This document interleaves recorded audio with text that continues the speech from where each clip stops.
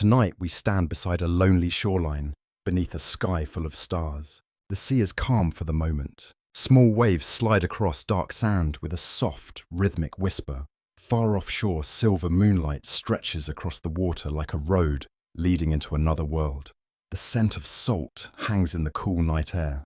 Somewhere beyond sight, seabirds cry once before falling silent again. You listen. The sea seems peaceful, yet the ancient Greeks knew better. They understood that the water before you possessed two different faces. One day it carried fishermen safely home. The next day it swallowed entire ships beneath black storms. It fed cities. It destroyed them. It connected distant lands. It separated families forever. And so a question lingered in countless harbour towns. Who ruled this endless, unpredictable realm? Who controlled the sudden storms that appeared without warning? Who shook cliffs with crashing waves and sent earthquakes through the earth beneath human feet? The answer, according to ancient tradition, was a god whose moods were as mysterious as the sea itself, a god feared almost as much as he was worshipped, a god called Poseidon. So before we continue tonight's journey, take a moment to like the video and subscribe, but only if you genuinely enjoy exploring these ancient stories together. Now let the noise of the day drift away. Listen to the water. Watch the moonlight dance across distant waves and follow the life of the great sea god from its very beginning.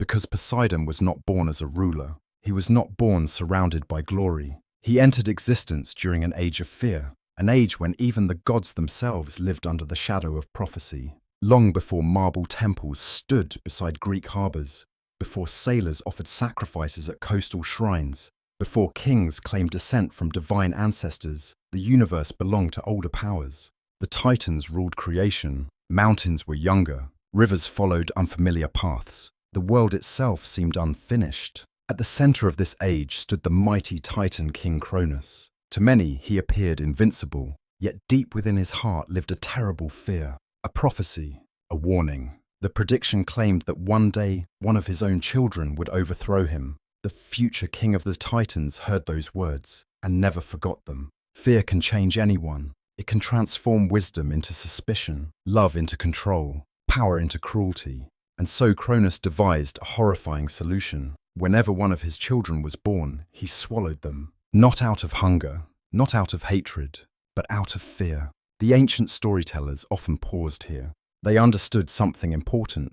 The first great shadow hanging over Poseidon's life was not war, not rivalry, not even destiny. It was fear inherited from another generation. As sea winds move across the water tonight, you can almost imagine that distant age. The sky feels larger, the stars brighter, the future uncertain. Somewhere within that ancient world, Poseidon was born to Cronus and Rhea.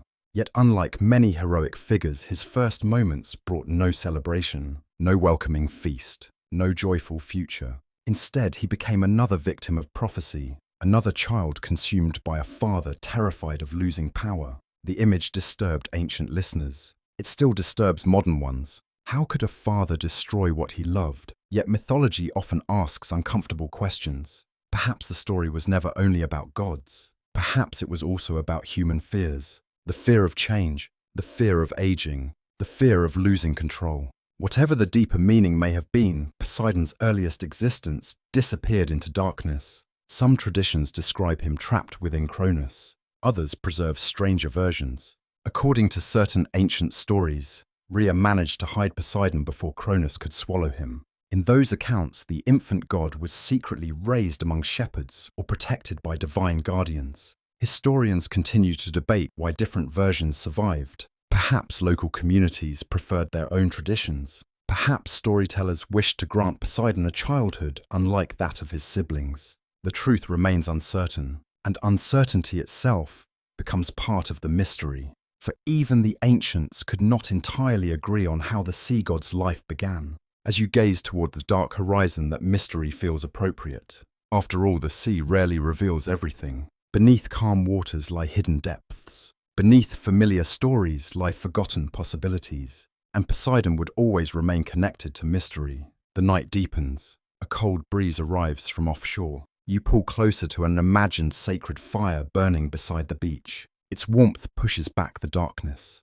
Its smoke rises toward the stars. Across ancient Greece, Generations of worshippers gathered around similar flames while sharing stories of the sea god. Many wondered whether his early suffering shaped the ruler he later became. Did those first experiences leave scars? Did they teach him that power could vanish without warning? Did they create the fierce pride that appears throughout so many myths? No one could know for certain. Yet the questions linger, and questions are powerful things, especially in mythology, because myths rarely survive simply by providing answers.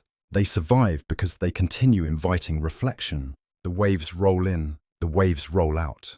Their rhythm feels almost eternal. In time, Poseidon would become master of those waters. Kings would fear him. Heroes would challenge him. Entire civilizations would build temples in his honor. Yet none of that had happened yet. For now, he remained a child of prophecy, a child trapped within a story much larger than himself. Far above the world, destiny continued weaving unseen threads. Cronus still sat upon his throne. The Titans still ruled creation, and the future remained hidden behind veils of uncertainty.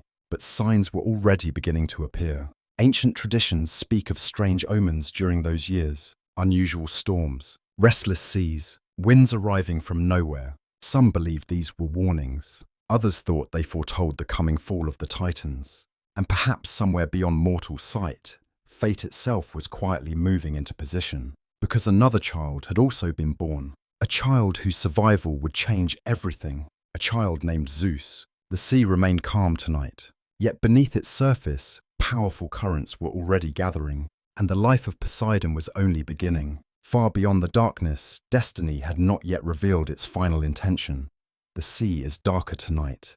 Clouds drift slowly across the stars, covering them for a few moments before allowing their light to return. The waves seem heavier than before, their steady rhythm carrying a deeper note, as though the ocean itself remembers old sorrows. You remain beside the shoreline. The fire burns low. Its orange glow flickers across smooth stones and scattered shells. And as you watch the tide creep forward and retreat again, the story of Poseidon continues into one of the strangest chapters of his life. Because before he became Lord of the Sea, he was something else. A prisoner, not chained by iron, not confined within a fortress, but trapped by the fear of another. In the ancient imagination, fear was never a small thing. Fear could shape kingdoms. Fear could destroy families. Fear could alter the destiny of the world. And nowhere was that more apparent than in the actions of Cronus. The Titan king ruled over creation. Mountains obeyed him. Rivers flowed through lands under his authority. The heavens themselves seemed secure beneath his command. Yet the prophecy remained. One of his children would overthrow him. The warning echoed endlessly through his thoughts. Every child born to him became a reminder of that future. Every infant carried possibility. Every possibility became a threat. And so Cronus continued swallowing his children one by one. First came Hestia, then Demeter, then Hera, then Hades, and finally Poseidon.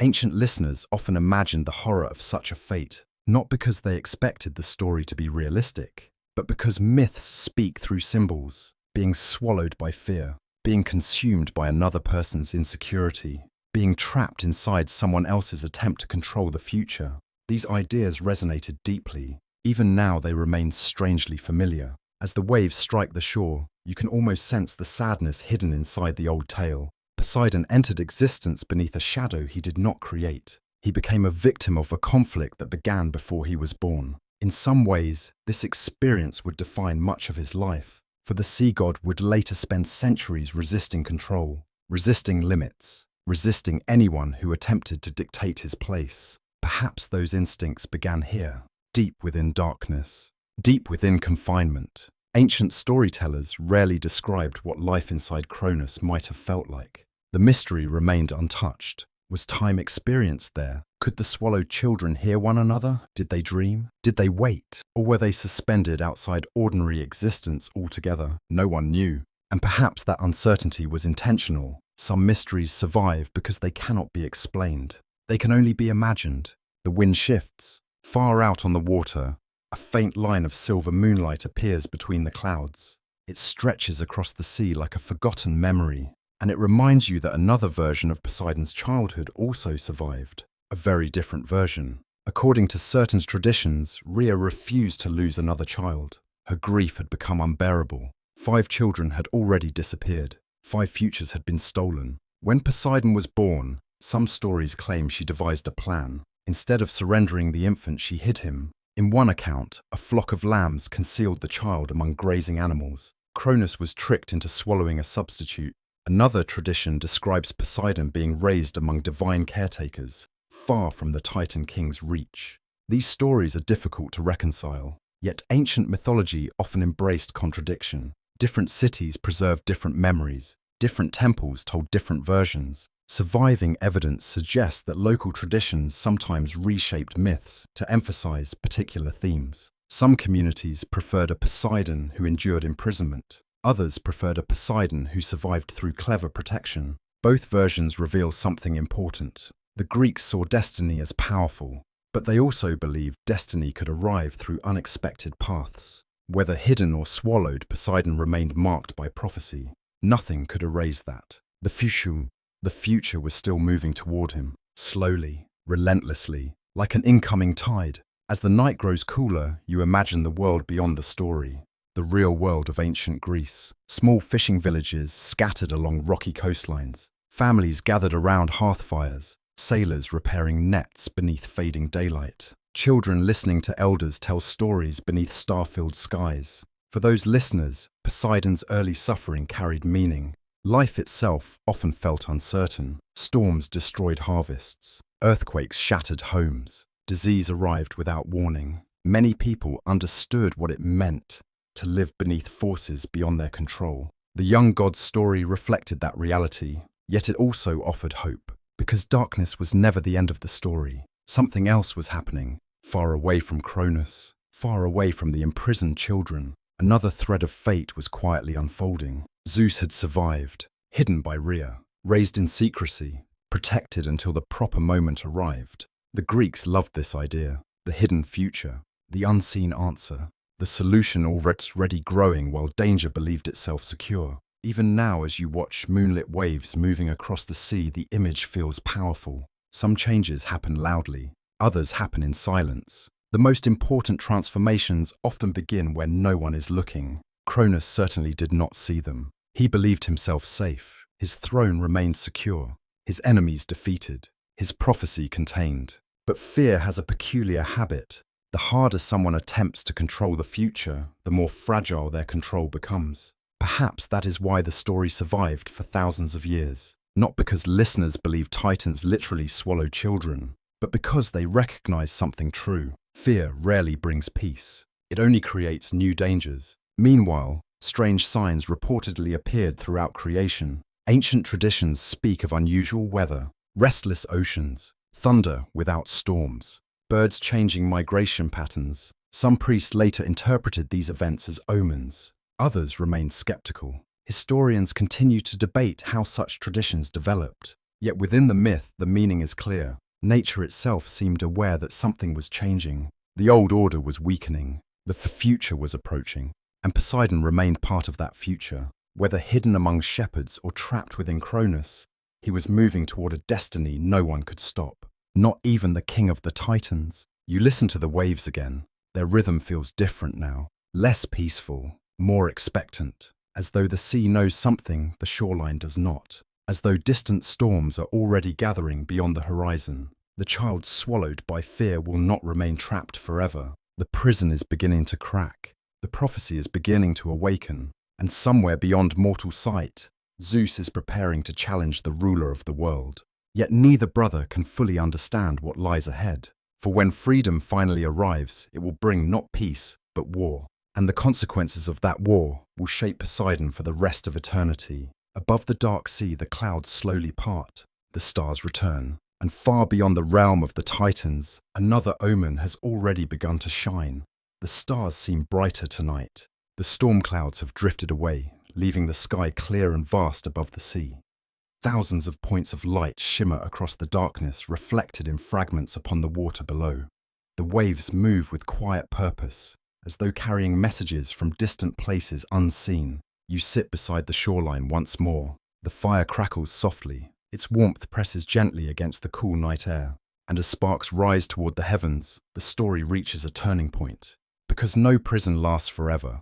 not even one created by a Titan king. For years beyond counting, Cronus believed himself secure. The prophecy seemed defeated. The future appeared contained. Yet fate rarely announces its arrival. It often approaches quietly, like the sea at high tide, like dawn before sunrise, like a distant sail appearing upon the horizon. Somewhere, far from the throne of Cronus, Zeus had grown into adulthood. Raised in secrecy, protected by loyal guardians, he carried the burden of destiny long before he fully understood it. The stories vary in their details. Some traditions describe him hidden within a sacred cave on the island of Crete. Others tell of divine nurses and magical protectors. Ancient poets offer different versions, but all agree on one essential truth. Zeus survived. And because he survived, everything would change. You can almost picture the moment, a young god standing beneath mountain skies, listening to winds moving through pine forests, watching eagles circle high above distant cliffs, knowing that a great task lies ahead.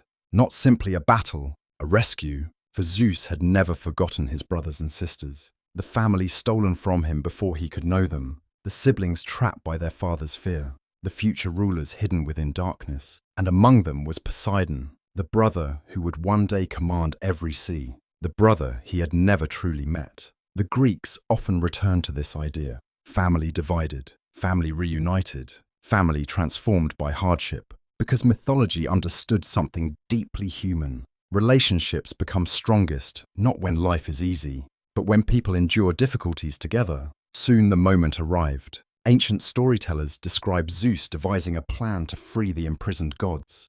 With the help of allies and hidden wisdom, he presented Cronus with a powerful potion. The Titan king drank, and what followed changed the history of the cosmos. One by one the swallowed children emerged. First came those taken earliest, then those taken later. At last Poseidon appeared among them. Imagine that moment, the first breath of freedom, the first sight of open sky, the first glimpse of siblings long separated by fate. Moonlight dances across the water as you consider what Poseidon might have felt. Relief perhaps, confusion, wonder, or maybe determination. For freedom often brings new responsibilities.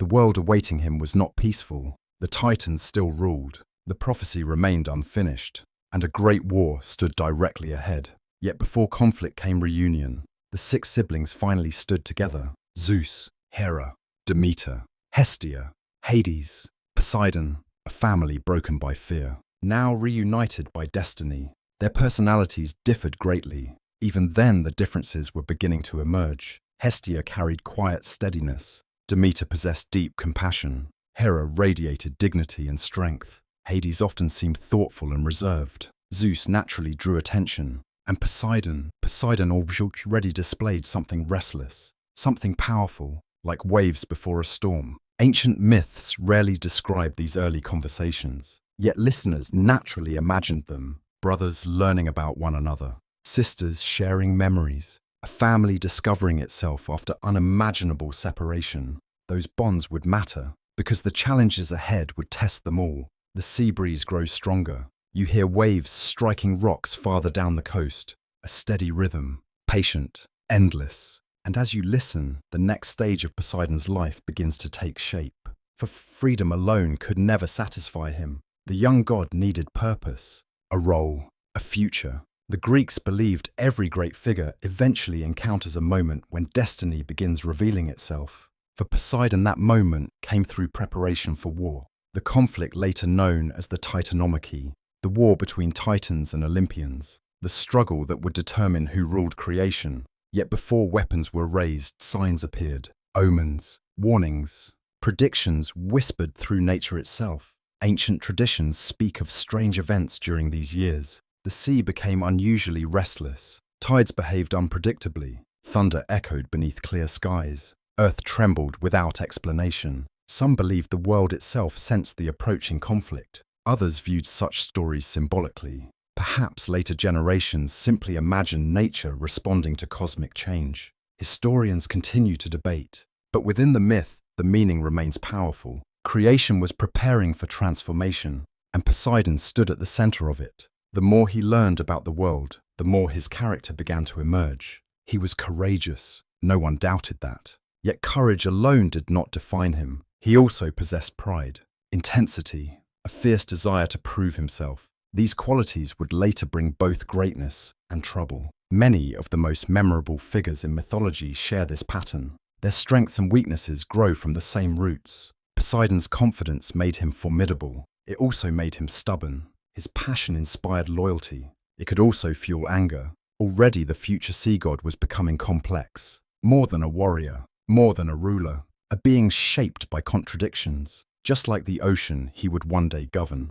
Calm one moment, violent the next, beautiful and dangerous together. As night deepens, you imagine Poseidon standing beside his brothers, looking across landscapes still ruled by titans, watching distant mountains beneath moonlit skies, knowing war is coming, knowing sacrifice is unavoidable, yet moving forward anyway. There is something timeless in that image. Every life contains moments when the future feels uncertain, moments when no path appears safe. The myths remind us that courage is not the absence of fear, it is movement despite fear. Poseidon was learning that lesson now, and another mystery lingered before him, a question neither he nor anyone else could yet answer. If victory came, what kind of ruler would he become? The answer remained hidden. Even destiny had not fully revealed it. For now he was simply a young god awakening to possibility, a brother among brothers, a future king without a kingdom, a force of nature not yet given direction. The sea rolls steadily beneath the stars. The fire burns lower. And beyond the edge of the world, ancient powers are gathering their strength. The age of the Titans is nearing its end, but the greatest test of Poseidon's life has not yet begun. For somewhere in the darkness, weapons are being forged, allies are being sought, and the first battle of a cosmic war is drawing near. Yet the consequences of that coming struggle will reach far beyond victory. They will determine the fate of gods, mortals, and the sea itself. And far beneath the earth, another mysterious power is already waiting to answer Poseidon's call. The sea is restless tonight. Not violent, not yet. But beneath the moonlight, the water no longer moves with its earlier calm.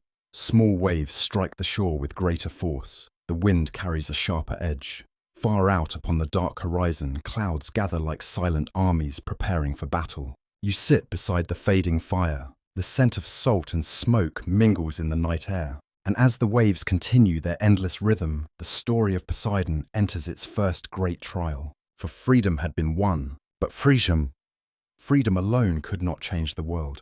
The Titans still ruled. Cronus still sat upon his throne. The prophecy remained incomplete. The young gods now faced a difficult truth. To secure the future, they would have to fight for it.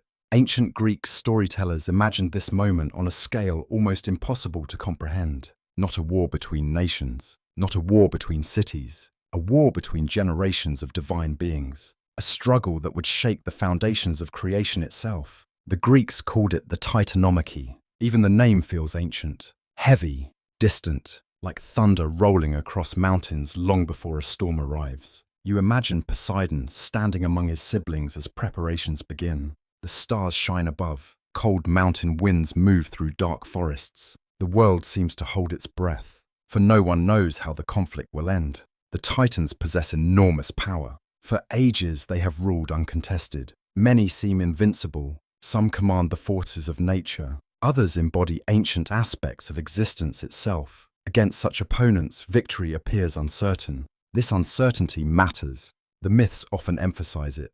Because destiny may reveal possibilities, but it rarely guarantees outcomes. The prophecy promised that Cronus would fall. Yet prophecies do not explain how much suffering may come first, and suffering was coming. As always, the ancient traditions disagree on certain details. Different poets describe different battles, different regions preserve different memories. Some stories focus upon individual heroes, others describe vast cosmic struggles, but all agree on one thing. Poseidon did not stand at the edge of events, he stood near their center. This was his first great test. His first opportunity to discover who he truly was. The sea breeze strengthens. You hear waves crashing against distant rocks. The sound feels almost like marching footsteps, like armies moving through darkness. And perhaps that is fitting, for the Olympian gods soon began gathering allies. Among the most important were the Cyclopes, ancient powerful beings imprisoned by the Titans long before.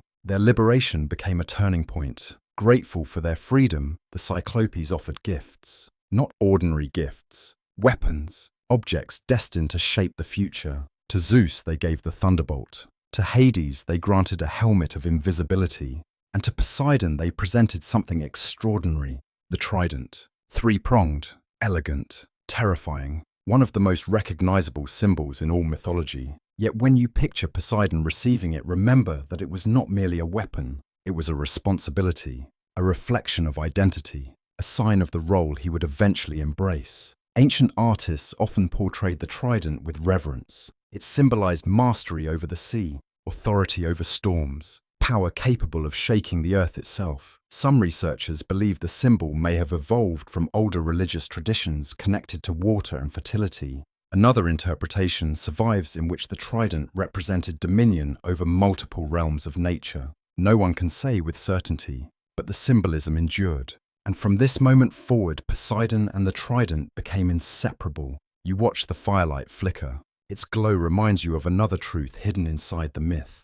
Great power always arrives with risk. The trident made Poseidon stronger. It also increased the consequences of his choices. Every victory would matter more. Every mistake would carry greater weight. The young god could not yet know this, but destiny was already shaping him. The war continued. Years passed. Then more years. Ancient sources often describe the Titanomachy lasting 10 years. An entire decade of struggle. A decade of uncertainty. Imagine how exhausting that must have felt. Every sunrise bringing new conflict. Every night ending with fresh losses. Every victory balanced against another challenge. Even gods can grow weary. And perhaps Poseidon learned something important during those years. Power alone rarely wins wars. Perseverance matters too. Again and again the Olympians fought. Again and again they endured. The sea god became known for courage, for force, for determination. But beneath those qualities, another emotion slowly grew. Confidence. Not arrogance. Not yet. Simply the growing belief that he was destined for greatness. Many myths follow this pattern. Heroes and gods discover their strength through hardship. Without challenges, their true nature remains hidden. Poseidon was discovering his. The wind suddenly shifts. The waves strike harder now. Foam flashes white beneath moonlight. And it becomes easier to imagine the climax approaching. For eventually the balance began changing. The Olympians gained momentum. The Titans weakened. The old order started to crack. Some traditions tell of mountains hurled as weapons. Others describe thunder shaking the heavens. The imagery is grand because the stakes were grand. Creation itself was being reshaped. At last, the final battles arrived. The details vary. The outcome does not. Cronus fell. The Titans lost. The prophecy fulfilled itself. The generation consumed by fear was replaced by the generation shaped through struggle. The Greeks found deep meaning in this. Fear had driven Cronus to commit terrible acts. Those acts created the very future he hoped to prevent. The lesson remained powerful for centuries. Perhaps it still is. The waves calm slightly. The strongest gusts pass. And you imagine the battlefield after victory. Silence replacing chaos. Smoke drifting across distant landscapes. The young gods standing together beneath open skies. Alive. Victorious. Changed forever. Especially Poseidon. Because war leaves marks even when it ends. The sea god emerged stronger than before. More confident. More capable. Yet also more aware of his own power. And power can be intoxicating. The experiences of the Titanomachy would shape many future decisions. His pride. His ambitions. His rivalries. His determination never to be controlled again. The roots of those traits stretch back to this moment. To this victory. To this awakening. Yet another mystery remained unresolved. What would happen now? The Titans were defeated. The war was over. But the future had not yet been assigned. The universe still needed rulers. The cosmos still required order. And three brothers stood ready to claim their place within creation. Zeus, Hades, Poseidon. None of them could know how a simple decision would alter their relationships forever. For soon lots would be cast. Kingdoms would be divided. And the sea god would receive a realm as vast and mysterious as his own heart. But whether that gift felt like a reward or a compromise remains a question the myths never fully answer. Far beyond the shoreline, the waves continue moving toward unknown horizons. and destiny is preparing its next great choice. The storm has passed tonight. The sea stretches peacefully beneath a sky filled with stars. Gentle waves roll toward the shore in long silver lines. The air feels cooler now, carrying the scent of salt distant pine trees and damp stone, warmed by the day's fading sun. You sit quietly beside the water. The fire burns low. Its glow reflects in small pools left behind by the tide. The Great War is over. The Titans have fallen. The prophecy has been fulfilled. And for the first time in countless years, the future seems open. Yet victory often creates new questions. Sometimes the most important decisions arrive after the battle has ended. The Olympian gods now faced exactly such a moment. The old rulers were gone. The cosmos remained. Someone needed to govern it. Someone needed to maintain balance between sky-sea Earth and the mysterious lands beneath the world. You can imagine the uncertainty that followed, the excitement, the possibilities, the hidden ambitions that perhaps even the gods themselves did not fully understand. For while the Olympians had fought together, they were still individuals. Each possessed unique desires, unique strengths, unique dreams. And among them stood three brothers whose choices would shape existence forever. Zeus, Hades, Poseidon. Ancient storytellers often lingered on this moment because it feels surprisingly human. Three brothers, one victory, an entire world to divide. What could possibly go wrong? The sea whispers softly against the shore. Its rhythm seems almost amused, for history repeatedly shows that power rarely settles peacefully. Yet according to tradition, the brothers chose a simple solution. They cast lots, a game of chance, or perhaps a submission to destiny. The myths never entirely clarify which interpretation is correct. Some believe fate guided the outcome. Others imagine the process as genuinely random. Historians continue to debate how ancient audiences understood the event, but the mystery itself remains fascinating. Did destiny choose the kingdoms, or did the brothers? No one can say with certainty.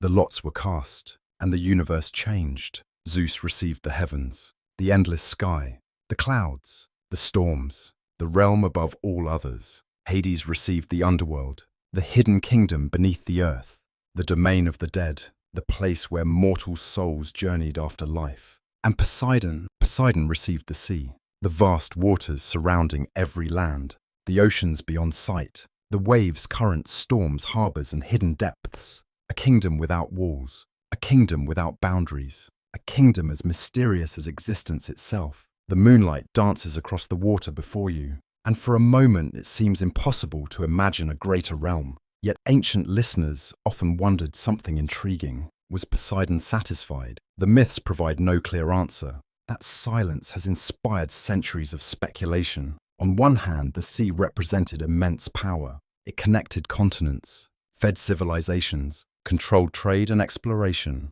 Without the sea, much of Greek life would have been impossible. Receiving such a domain was undoubtedly an honor. Yet another possibility lingers beneath the surface. What if Poseidon wanted more? What if, after helping defeat the Titans, he believed himself worthy of the sky? Ancient traditions occasionally hint at this tension, not openly, not directly, but subtly, like distant thunder beyond a clear horizon. Later conflicts between Zeus and Poseidon would encourage storytellers to revisit these questions. Perhaps rivalry already existed, perhaps disappointment lingered, or perhaps later generations simply projected future conflicts backward into the story. No one knows. The uncertainty remains, and perhaps that uncertainty reveals something important. Even gods struggle with acceptance. Even gods wonder about paths not taken. The fire crackles softly. A shower of sparks drifts upward, and you imagine Poseidon standing at the edge of the newly assigned sea, looking across endless waters, trying to understand the future now unfolding before him. The Greeks understood the sea intimately. Their villages hugged coastlines. Their ships crossed dangerous waters. Their livelihoods depended upon winds and tides. The ocean represented opportunity. It also represented danger. To rule such a realm required strength. Not only physical strength, emotional strength, because the sea itself possessed contradictions. It nurtured, it destroyed, it welcomed travelers, it swallowed them. The ruler of such a domain would need to embody those same qualities. Poseidon was beginning to do exactly that. Ancient artists later portrayed him as powerful and imposing, broad-shouldered, bearded, commanding. Yet beneath that image lay a deeper symbolism. Poseidon represented forces that could never be entirely controlled. The sea remains unpredictable. The earth occasionally trembles without warning. Storms appear unexpectedly. Life itself often behaves the same way. Perhaps that explains why worshippers respected him so deeply. He governed uncertainty, and uncertainty is something every human understands. The night grows quieter. Even the waves seem calmer now. You listen carefully and imagine the first journey Poseidon might have taken through his new kingdom, far beneath the surface, past schools of silver fish, past underwater caverns illuminated by strange blue light, past forests of swaying sea plants moving with invisible currents. The ancient Greeks believed incredible wonders existed beneath the ocean. Hidden palaces, sea spirits, sacred creatures, forgotten mysteries. Poseidon would become lord over all of them. Yet despite the beauty of his domain, another challenge remained. The sea was enormous, and enormous realms can feel lonely. This is one of the subtle themes appearing throughout Poseidon's story. Power often creates isolation. The higher one rises, the fewer companions remain nearby. Zeus ruled the heavens, Hades ruled the dead, Poseidon ruled the sea. Each brother gained greatness. Each brother also gained separation. Their lives would never again be as simple as they were during the war. Responsibilities divided them, kingdoms divided them, destiny divided them, and over time those divisions would grow. Yet for now the future still feels hopeful. The sea god stands at the beginning of his reign. His kingdom awaits exploration. His reputation remains unwritten. His greatest relationships have yet to form. His most famous conflicts remain far away. A dream is said to have appeared during these early years, at least according to certain traditions. In the dream, waves rose higher than mountains, then transformed into horses racing across the sea. Some priests later interpreted this vision as a sign of Poseidon's future power. Others believed it foreshadowed mysteries still hidden within his nature. Like many ancient dreams, its meaning remained uncertain. But uncertainty often accompanies prophecy. The Greeks rarely viewed destiny as straightforward. The signs existed, the interpretation came later, and perhaps that is true for all lives. The meaning of important moments often reveals itself only with time. The tide continues moving beneath the stars. The sea stretches endlessly into darkness, and somewhere beyond the horizon, Poseidon's future kingdom is waiting. Soon he will descend into its depths. Soon he will build a palace unlike any seen before. Soon he will discover that ruling the sea requires far more than strength alone. For beneath the waves, another challenge is already approaching. And the loneliness of a king cannot remain unanswered forever. The sea is calm tonight, so calm that the surface appears almost like polished glass. Moonlight stretches across the water in a silver path that seems to lead beyond the horizon, beyond the world itself. The wind has softened. Even the waves arrive gently brushing the shoreline with little more than a whisper. You sit quietly and look out across the darkness. Above you, stars fill the heavens. Below them, the sea reflects their light. And somewhere beneath those waters, according to ancient belief, lies one of the most remarkable kingdoms ever imagined. For after the division of the cosmos, Poseidon did not remain upon the shore.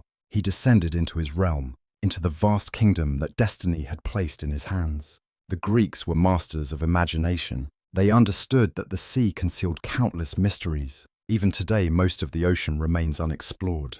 To ancient sailors, its depths seemed almost limitless, a place where anything might exist. And so they imagined a palace hidden far below the waves, a palace worthy of a god. You picture the descent. The sunlight fades as Poseidon travels deeper. The sounds of the surface grow distant. The waters become cooler. Strange creatures drift through the darkness. And eventually a new world emerges. A world untouched by storms. A world untouched by mortal eyes. At its center rises the palace of the Sea King. Ancient poets described it as a structure of astonishing beauty. Its walls shimmered like polished bronze. Its halls sparkled with jewels gathered from the ocean floor. Columns rose from shining foundations. Golden light reflected through crystal chambers. Every surface seemed alive with movement, as though the sea itself flowed through the architecture. Of course, no one truly knew what such a place looked like. The descriptions changed from one storyteller to another. Some imagined a magnificent royal court. Others imagined something stranger and more mysterious. Yet the symbolism remained consistent.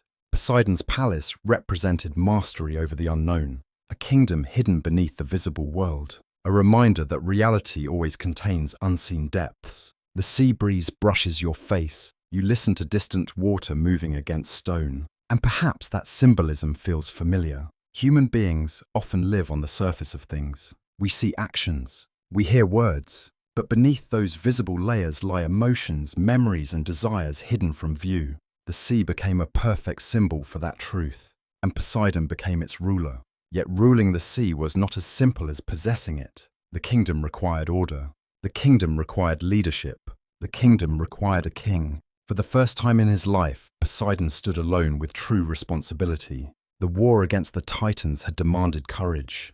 This demanded wisdom. Ancient myths often focus on dramatic events, battles, monsters, heroic journeys. But quieter moments matter too. The years following victory shaped Poseidon profoundly, because power reveals character. When someone finally gains authority, their deepest qualities often emerge. Some become generous, others become fearful, some become wise, others become reckless. Poseidon contained many possibilities. The future had not yet decided which would dominate. As ruler of the sea, he surrounded himself with a court unlike any other. Sea spirits filled his kingdom. Ancient gods associated with rivers and currents offered loyalty. Creatures of the deep moved through his realm. The Greeks imagined entire communities beneath the waves, some beautiful, some frightening, some impossible to fully understand. Among them were the Nereids, graceful sea nymphs, often described as kind and protective. There were also powerful marine beings older than many mortal civilizations. Poseidon's kingdom felt ancient, older than kingdoms built by human hands, older than many mountains, a place where forgotten secrets lingered in silence. The night deepens, the stars seem brighter, and as you imagine this underwater realm, another aspect of Poseidon's life becomes clearer. Despite all his power, he was becoming isolated. This is one of mythology's recurring lessons. Great authority often creates distance. The sea separated him from Olympus, separated him from his siblings, separated him from ordinary life. Certainly he could travel freely. The gods were not confined to single locations, yet his kingdom remained below. While Zeus ruled from the heights of Olympus, Poseidon spent increasing amounts of time beneath the waves. And loneliness has a curious effect. It changes people. Sometimes it deepens wisdom. Sometimes it strengthens pride. Sometimes it creates longing. Poseidon would experience all three. The Greeks understood this well. Many stories about the sea god reveal a restless nature, an intensity, a tendency towards strong emotions. Perhaps part of that temperament grew from isolation. The sea itself embodies isolation. A sailor can travel for weeks without seeing land. An island can remain alone for centuries. The horizon always suggests distance, never certainty. You watch moonlight ripple across the water, and you think about another mystery surrounding Poseidon's kingdom, his connection to earthquakes. At first, the association seems unusual. Why would the god of the sea also shake the earth? Yet the Greeks saw no contradiction. They called him the Earth Shaker, the one capable of striking the ground with his trident, the one whose anger could split stone and topple walls. Modern researchers suggest this belief may have developed naturally. Many earthquakes since the Greek world occurred near coastlines. The sea and the earth seemed linked. Ancient observers recognized the connection long before science explained it. Thus Poseidon came to embody both forces: water above, stone below, movement everywhere. He became a god of instability, of change, of power that cannot be entirely predicted. That symbolism would endure for thousands of years, and it made him one of the most fascinating figures in Greek mythology. Not because he represented order. Zeus often filled that role. Not because he represented death. That belonged to Hades. Poseidon represented something different. The unpredictable nature of existence itself. The sea can nurture life. The sea can end life. The earth can support cities. The earth can destroy them. Both truths exist simultaneously, and so did Poseidon. As the fire beside you burns lower, a strange story survives from these early years. Some traditions speak of a dream experienced by priests devoted to the sea god. In the dream, a palace stood beneath calm waters. Then cracks appeared in its walls, not from weakness, from pressure, from energy seeking release. When the palace finally opened, thousands of streams flowed outward into the world. Interpretations varied. Some believed the vision predicted Poseidon's influence spreading across creation. Others viewed it as a warning. Power must be guided carefully, or it may overwhelm everything around it. The meaning remained uncertain, like many dreams preserved in ancient tradition. Yet uncertainty often hides wisdom, and Poseidon still had much to learn. For even kings need companionship, even rulers need love, even gods need someone capable of reaching the parts of themselves hidden beneath pride and power. Far beyond the palace beneath the sea, destiny is already moving. A sea nymph named Amphitrite has not yet entered Poseidon's life, but soon she will, and her arrival will change the Sea King in ways he never expected. The waves continue their quiet rhythm beneath the stars, and somewhere in the depths, a lonely ruler waits without yet realizing it. The sea is beautiful tonight. A gentle breeze moves across the water, creating countless ripples that shimmer beneath the moonlight. Far away, small waves break against rocky cliffs, sending white foam into the darkness. The air smells of salt olive trees, and distant earth still holding the warmth of the day.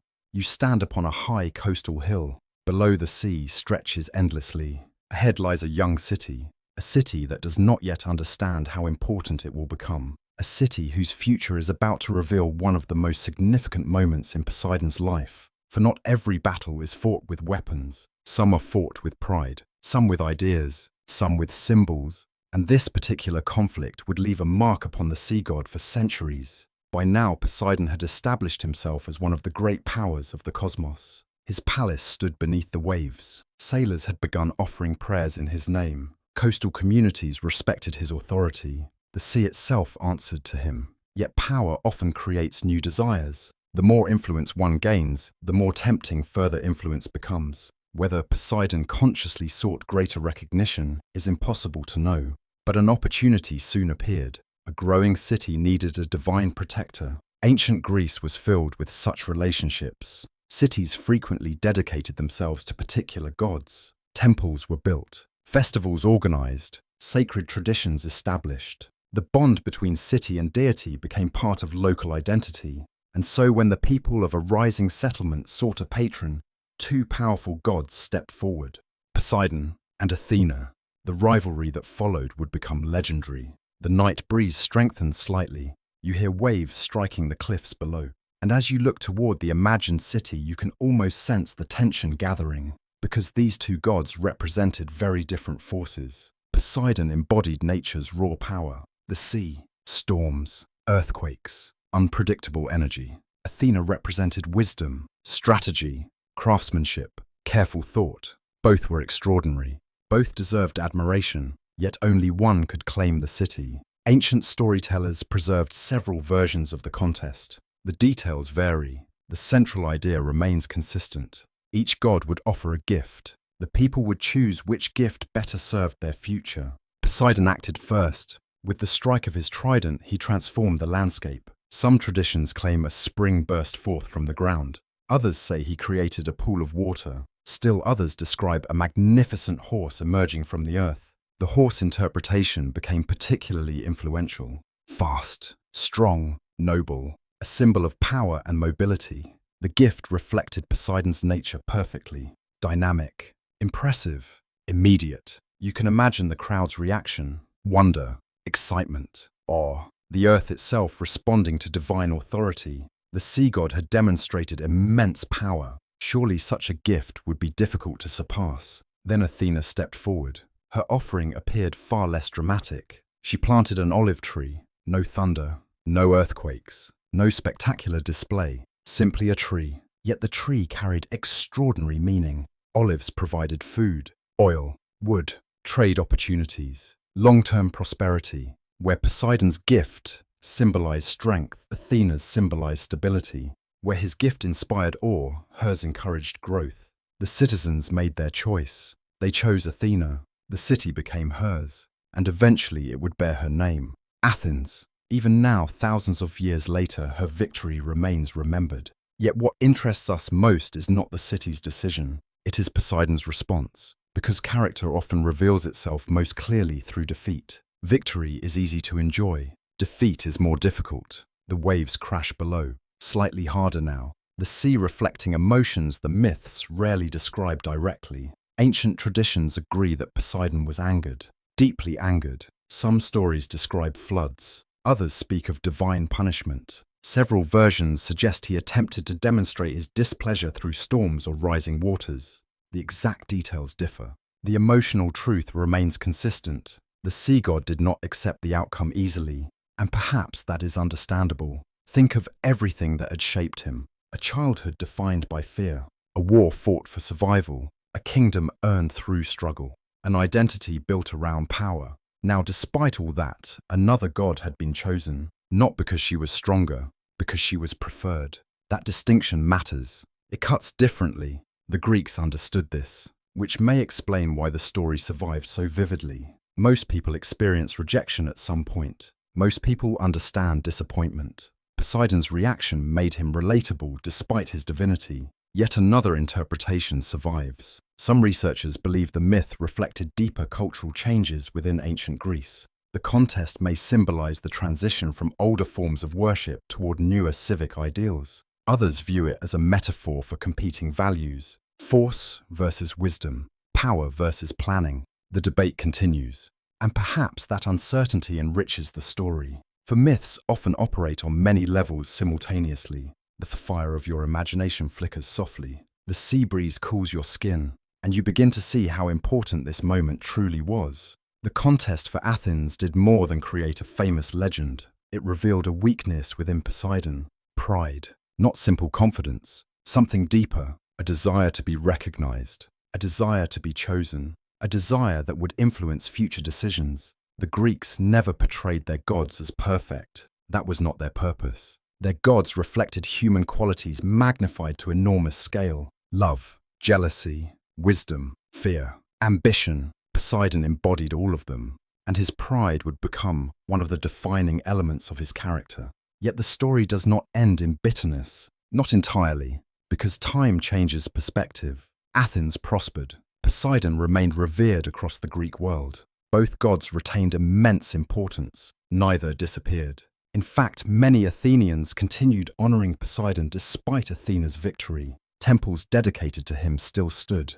Prayers still rose toward him. Respect endured. Perhaps that offered some comfort. Or perhaps not. The myths leave room for interpretation. The sea itself remains silent, as it always does. Above the city, ancient priests later reported strange signs during annual ceremonies. Unexpected winds, unusual cloud formations, the distant sound of waves even on calm days. Some believed these were reminders that Poseidon had never entirely forgotten the contest. Others dismissed such stories as imagination. No one could know for certain, but mystery lingered, and mystery often survives longer than certainty. The moon climbs higher. Its reflection stretches across the water like a silver road, and somewhere beneath those waves, Poseidon returns to his palace. Powerful, respected, yet carrying a wound to his pride. A small wound perhaps, but even small wounds can shape the future. For the Sea King is about to encounter something capable of reaching beyond pride, beyond rivalry, beyond ambition. He is about to encounter love, and destiny has already begun guiding a sea nymph toward his lonely kingdom. The sea is quiet tonight, not the uneasy quiet before a storm, not the heavy silence of deep winter. This is a gentler quiet, a peaceful rhythm of waves sliding across sand beneath a sky crowded with stars. The moon hangs low over the horizon, casting a silver glow upon the water. Every ripple seems touched by light. You remain beside the shore. The world feels calm, and for the first time in many chapters, Poseidon's story turns away from war rivalry and ambition towards something more personal, towards something every generation has understood, the desire not to be alone. For all his power, Poseidon remained a solitary figure. His kingdom stretched farther than any mortal could travel. His authority commanded storms and seas. His name inspired both reverence and fear. Yet power cannot replace companionship. A throne cannot answer loneliness. And a palace, no matter how magnificent, cannot offer affection. The Greeks understood this well. Again and again, their myths remind listeners that greatness often carries isolation. Even the gods sought connection. Even immortals longed for companionship. And somewhere among the daughters of the sea destiny was already preparing an answer. Her name was Amphitrite. Ancient traditions describe her as one of the Nereids, a sea nymph associated with calm waters, beauty, and the hidden grace of the ocean itself. Unlike many figures in mythology, Amphitrite often appears surrounded by tranquility. Where Poseidon embodied the ocean's power, she seemed to represent its serenity. Where he resembled crashing waves and sudden storms, she resembled moonlit tides moving gently beneath the stars. Together, they reflected two sides of the same sea. Yet their meeting was not simple. Few stories in mythology ever are. The waves move softly against the shore. The sound feels almost like breathing. And as you listen, ancient storytellers begin describing a remarkable encounter. One day, Poseidon saw Amphitrite among the daughters of the sea. Some versions place the meeting near the island of Naxos. Others preserve different locations. The details remain uncertain, but the central image survives. The Sea King looked upon Amphitrite and desired her companionship, not a kingdom, not a victory, not greater power, a relationship. Perhaps this alone tells us something about how Poseidon was changing. The restless young god who once sought recognition was becoming something else, a ruler searching for connection, a king discovering that authority cannot satisfy every need. Yet Amphitrite did not immediately accept him. In fact, many traditions describe her fleeing. She retreated to distant waters, far from Poseidon's court, far from his influence. The reasons vary according to the storyteller. Some suggest fear, others suggest caution, still others imply she simply wished to preserve her independence. Modern readers often notice this detail immediately. The ancient myths rarely present relationships as straightforward. Complications emerge, choices matter, consent matters. The path toward union remains uncertain, and uncertainty creates tension. Poseidon now faced a challenge unlike any he had encountered before. Power could not solve it. The trident could not solve it. His kingdom could not solve it. Love cannot be commanded. It must be earned. The fire crackles softly beside you. A few sparks drift upward before disappearing into darkness. And somewhere beneath the waves, the Sea King waits. Perhaps impatiently, perhaps hopefully. The myths do not say. Instead, they introduce another figure, a dolphin. According to one beloved tradition, Poseidon sent a dolphin to search for Amphitrite. The creature eventually found her in distant waters and spoke on the sea god's behalf. Ancient listeners delighted in this story. The image feels strangely gentle, a mighty god relying upon a humble messenger, a ruler of oceans placing trust in loyalty rather than force. The dolphin succeeded. Amphitrite agreed to return, and because of its service, the dolphin received a special reward. Poseidon placed its image among the stars. The constellation known today as Delphinus became part of the night sky. Whenever ancient sailors looked upward, they remembered the story. Even now, traces of it remain. The Greeks loved these connections between earth, sea, and heavens. Nothing existed entirely alone. Everything reflected something larger. The stars mirrored the sea mirrored the soul, and myths connected them all. You gaze toward the sky. Countless stars shine above the dark water, and it becomes easier to understand why such stories endured. They transformed the ordinary into something meaningful. A dolphin became loyalty. A constellation became memory. A marriage became destiny. Eventually, Amphitrite entered Poseidon's kingdom. The wedding that followed became one of the great unions of Greek mythology. Sea spirits gathered. Ancient marine gods attended. The waters themselves seemed to celebrate. Poets later imagined magnificent processions moving through underwater halls, illuminated by shimmering light. Music echoed through crystal chambers. The ocean glowed with life. Of course, no mortal witnessed such an event. The imagery belonged to imagination, yet imagination often reveals emotional truths. The wedding represented harmony, at least for a time, and harmony mattered deeply. Because Poseidon's story contains many conflicts, many rivalries, many moments of anger, the presence of Amphitrite offered balance, a reminder that another side of his character existed, a side capable of devotion, a side capable of tenderness, a side often overlooked. The sea breeze cools your face, the waves continue their quiet rhythm, and as you reflect upon the marriage, another truth emerges. Love did not transform Poseidon into a perfect being. The Greeks never suggested that. He remained proud. He remained intense. He remained capable of jealousy and wrath. Yet relationships do not erase flaws. They reveal them. They challenge them. They force growth. Amphitrite's presence encouraged a more mature version of the sea god. Not always, not completely, but noticeably. Even rulers benefit from companionship. Even immortals benefit from perspective. This theme would continue throughout his life. Again and again, Poseidon's relationships would shape his decisions. Again and again, those decisions would create consequences. The chain of destiny never stopped moving. As the night grows deeper, you imagine the palace beneath the sea transformed by its new queen. The great halls no longer feel quite so empty. The kingdom feels less isolated. The ruler feels less alone. For a while, peace settles over the ocean.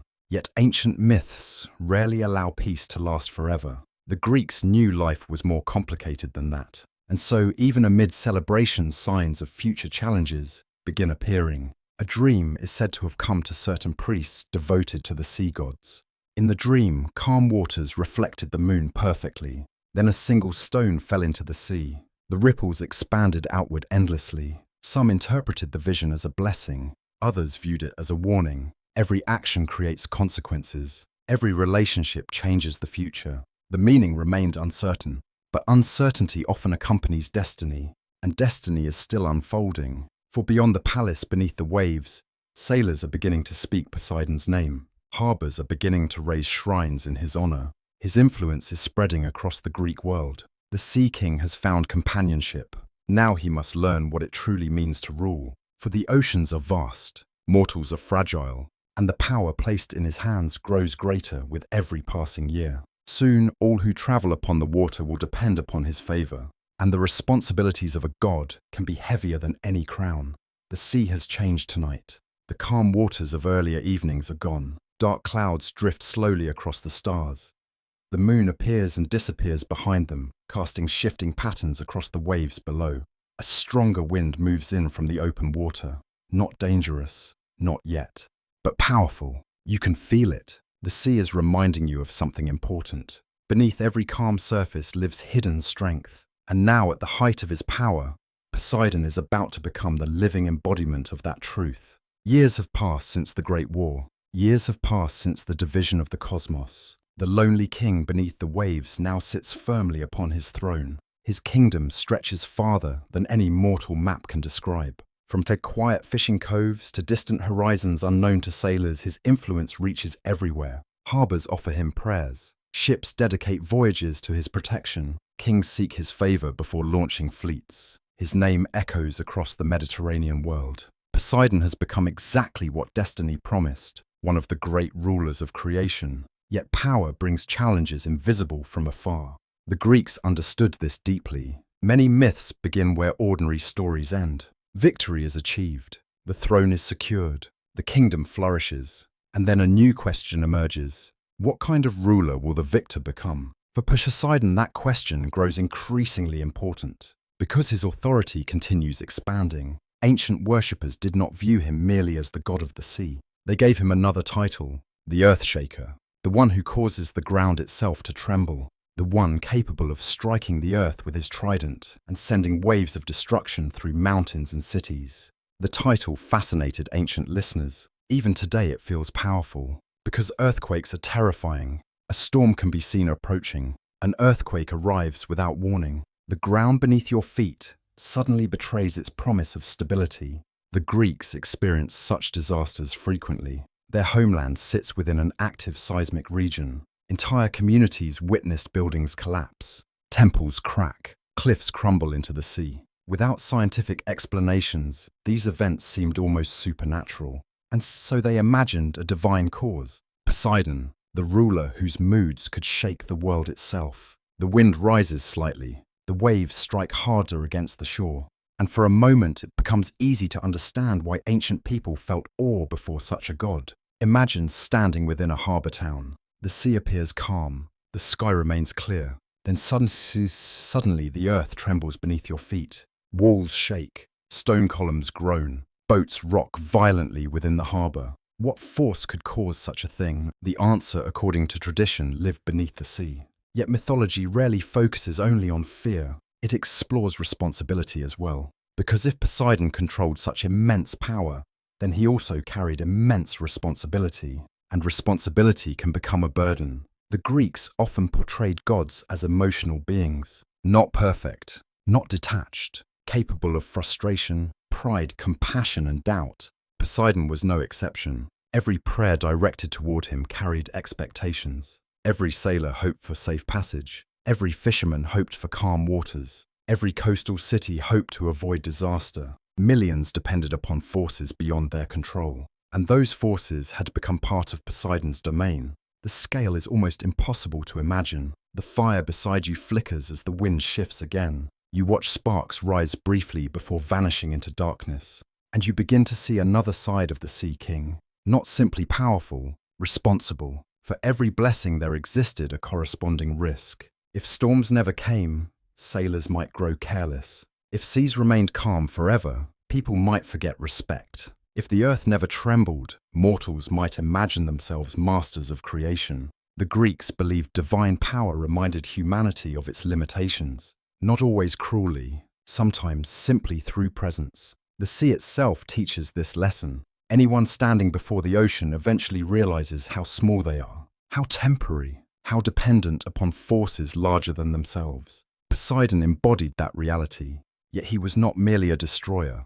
This distinction matters. Many modern retellings emphasize his anger, his storms, his punishments, but ancient worshippers also honored him as a provider. The sea brought food, trade, communication, exploration. Entire civilizations depended upon maritime travel. Without Poseidon's favor, prosperity became difficult. Thus sailors prayed before voyages. Merchants offered sacrifices. Communities built temples overlooking harbors. One of the most famous stood at Cape Sunion, perched high above the sea. The temple watched over ships traveling dangerous waters. Even today its ruins remain, white marble against blue sea and sky, a reminder that Poseidon's influence extended beyond mythology into daily life. Surviving evidence suggests many worshippers viewed him with a mixture of fear and gratitude. The relationship was complex, just like the sea itself. The clouds overhead thicken, moonlight becomes scarce. The world feels quieter now, and somewhere beneath the waves, Poseidon continues learning what it means to rule. Because power changes people, the question is how. For some rulers, authority becomes wisdom. For others, it becomes arrogance. Poseidon walks a path between both possibilities. His confidence grows. So does his pride. His accomplishments justify admiration. Yet admiration can become addictive.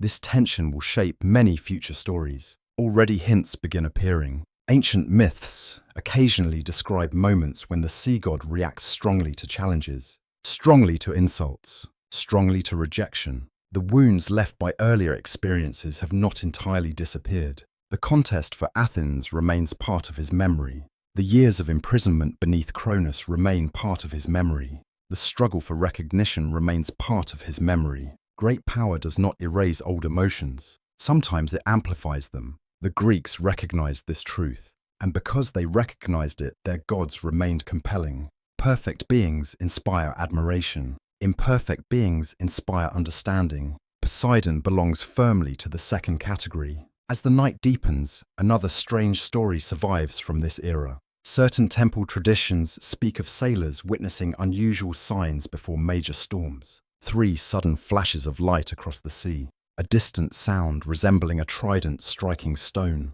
or dolphins swimming unusually close to shore. Whether such accounts reflected genuine belief or later embellishment remains uncertain. Historians continue to debate, but the stories reveal something meaningful. People searched constantly for signs, for warnings, for clues about the future, because uncertainty surrounded every voyage. Every departure carried risk, and Poseidon ruled uncertainty itself. The waves continue rolling toward shore, steady, patient, endless, much like destiny.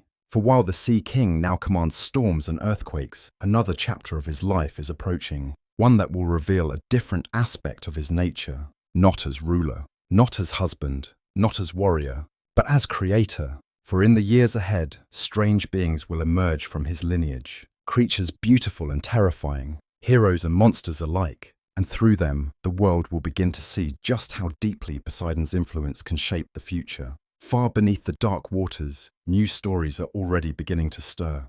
The wind has settled once more tonight. The sea rolls steadily beneath a sky washed with moonlight. Long silver reflections stretch across the water, broken only by the occasional movement of a distant wave. The air feels cool and fresh. Somewhere along the shoreline, hidden among rocks, water trickles softly into the sea. You sit quietly and listen. The ocean seems peaceful, yet the story of Poseidon is about to reveal another side of his character, a side many people overlook. Because when most imagine the sea god, they picture storms. They picture earthquakes. They picture a towering figure holding a trident above crashing waves. Few imagine him as a builder. And yet some of the oldest myths remember Poseidon not only as a destroyer, but as a creator, not only as a breaker of walls, but as a maker of them. This contradiction fascinated the Greeks, and contradictions often reveal the deepest truths. For by now Poseidon stands at the height of his authority. The sea answers his call. His temples spread throughout the Greek world. His reputation grows with each passing generation, yet power alone does not satisfy him. Power rarely satisfies anyone for long. Eventually, even the strongest rulers seek something more enduring, something capable of surviving after storms pass. For Poseidon, one expression of that desire appeared through construction, through creation, through shaping the world itself. The waves move quietly beneath the stars, and as you watch them, ancient storytellers carry you toward one of the most famous cities in mythology, Troy. Long before the legendary war that would one day make the city famous, Troy was already important. Its walls rose high above the surrounding landscape. Its towers seemed almost invincible. Its defenses inspired admiration throughout the ancient world. The Greeks asked an obvious question: who could have built something so extraordinary? Their answer was remarkable: the gods themselves. According to ancient tradition, Poseidon and another Olympian, the god Apollo, once labored together to construct Troy's mighty walls. The story survives in several forms. Details differ. The emotional core remains the same. At some point, both gods entered the service of the Trojan king Laomedon. The reasons vary depending on the source. Some traditions suggest punishment, others describe divine necessity. Whatever the cause, two immortal beings found themselves performing work for a mortal ruler, and they worked magnificently. You imagine the scene: massive stones rising into place, walls stretching across the landscape, foundations sinking deep into the earth, the sea breeze carrying the sound of labor across the coast. Under Poseidon's guidance, the city became stronger, safer, more secure. It was an extraordinary gift, and perhaps it reveals something important. The sea god did not merely enjoy exercising power, he enjoyed creating lasting things. This trait appears repeatedly throughout mythology. Poseidon shapes coastlines, creates springs, raises islands, builds defenses. His relationship with the world is not purely destructive. It is transformative. The Greeks understood that creation and destruction often emerge from the same force. The sea erodes cliffs. The sea creates harbors. An earthquake destroys a city.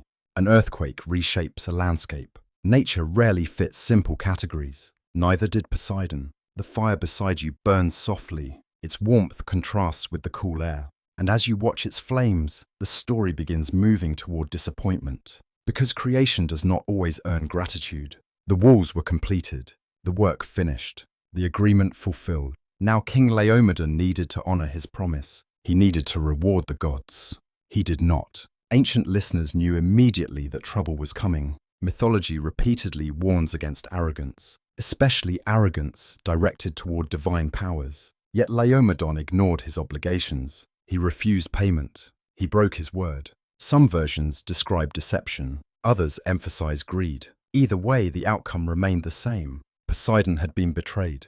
The emotion is important because betrayal affects him deeply throughout his life. Again and again, stories reveal the same pattern. The sea god can endure hardship. He can endure conflict. But betrayal wounds something personal, perhaps because of his own past. After all, his earliest existence had been shaped by a father's fear.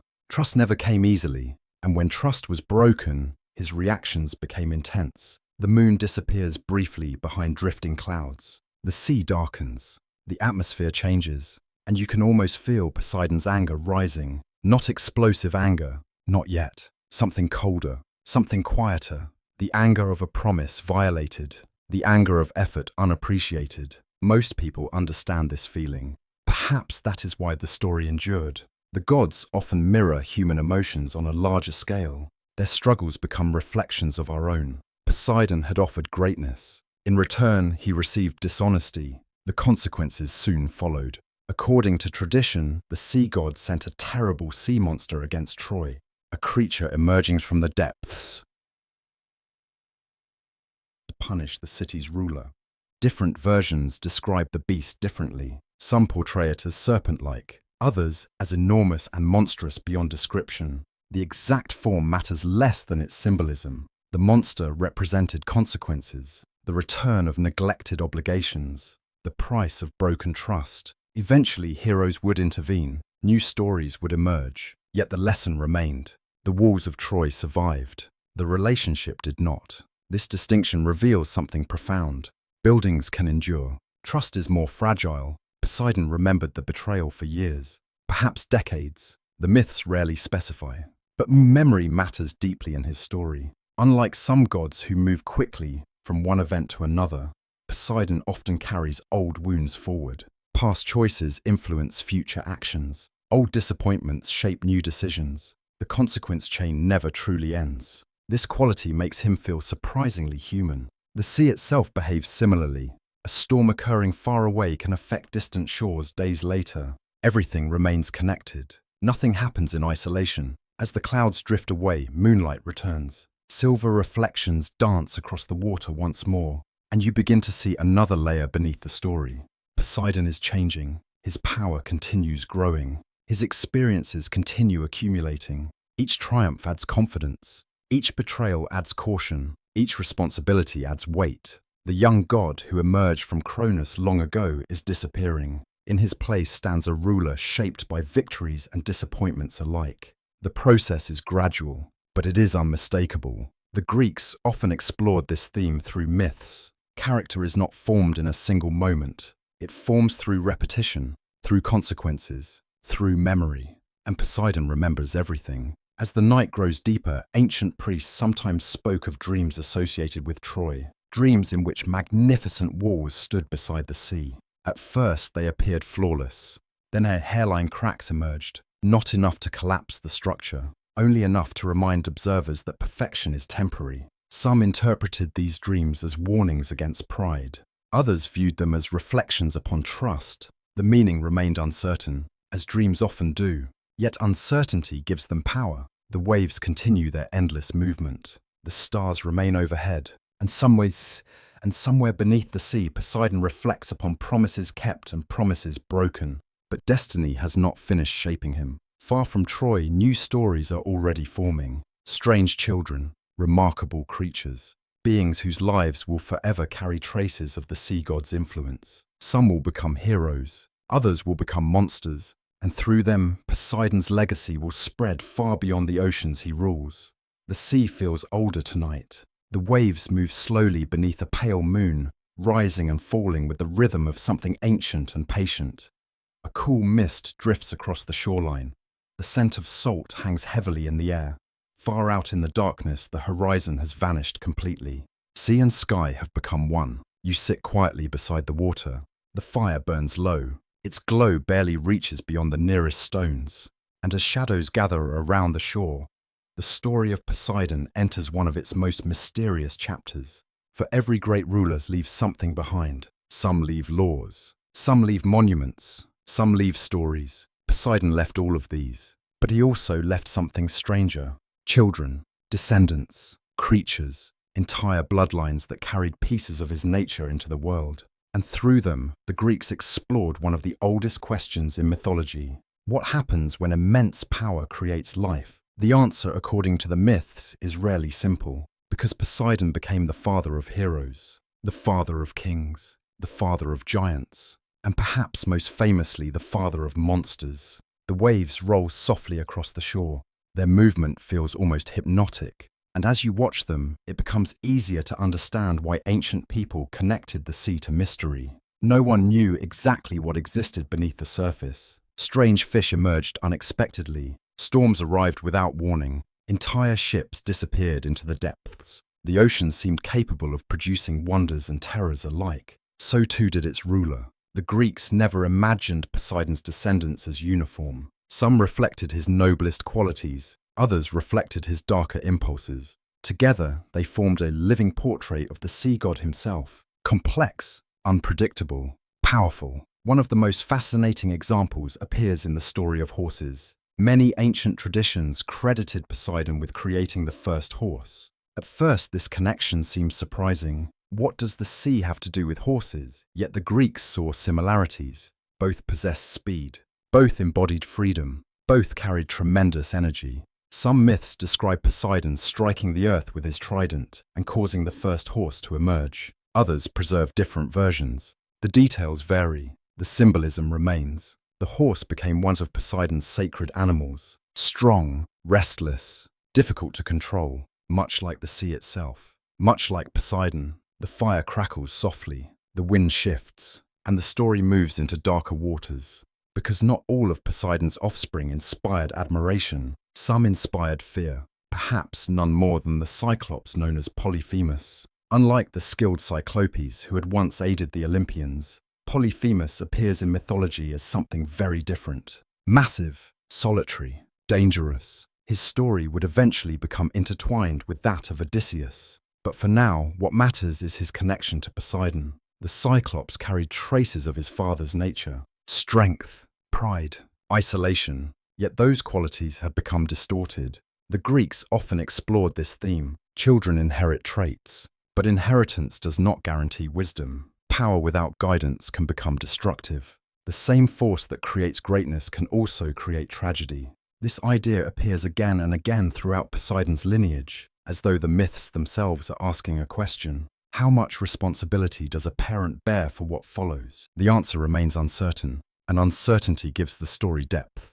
The sea breeze cools your face. A cloud drifts across the moon. For a few moments the shoreline grows darker, and now another figure emerges from the myths. A giant, one of many. The ancient Greeks frequently associated Poseidon with beings of extraordinary size and strength. Giants often appeared as symbols of untamed natural forces. Volcanoes, earthquakes, storms, the unpredictable energies hidden within the world. By connecting such beings to Poseidon, storytellers emphasized his relationship with primal power. He was not merely a civilized ruler. He remained deeply connected to nature's wildness. Yet perhaps the most famous creature linked to the sea god is one whose image survived far beyond ancient Greece. The winged horse Pegasus. Certain traditions trace Pegasus's origins indirectly to Poseidon. The details involve older myths' transformations and divine interventions. As often happens in mythology, the story exists in several versions.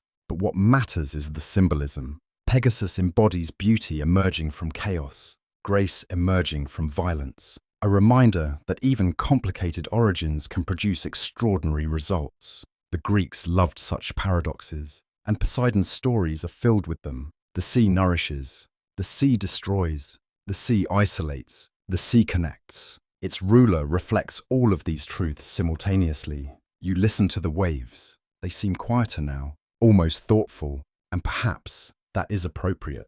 Because beneath the stories of monsters lies something more personal. The question of legacy. Every parent leaves something behind, not necessarily wealth, not necessarily fame, something deeper. Values, characteristics, influence. Poseidon's descendants spread throughout Greek mythology. Heroes claimed him as an ancestor. Kings traced their bloodlines to him. Entire regions celebrated connections to the sea god. His influence reached far beyond his own actions, and influence often outlives intention. This is another lesson hidden within the myths. We shape the future in ways we may never fully understand.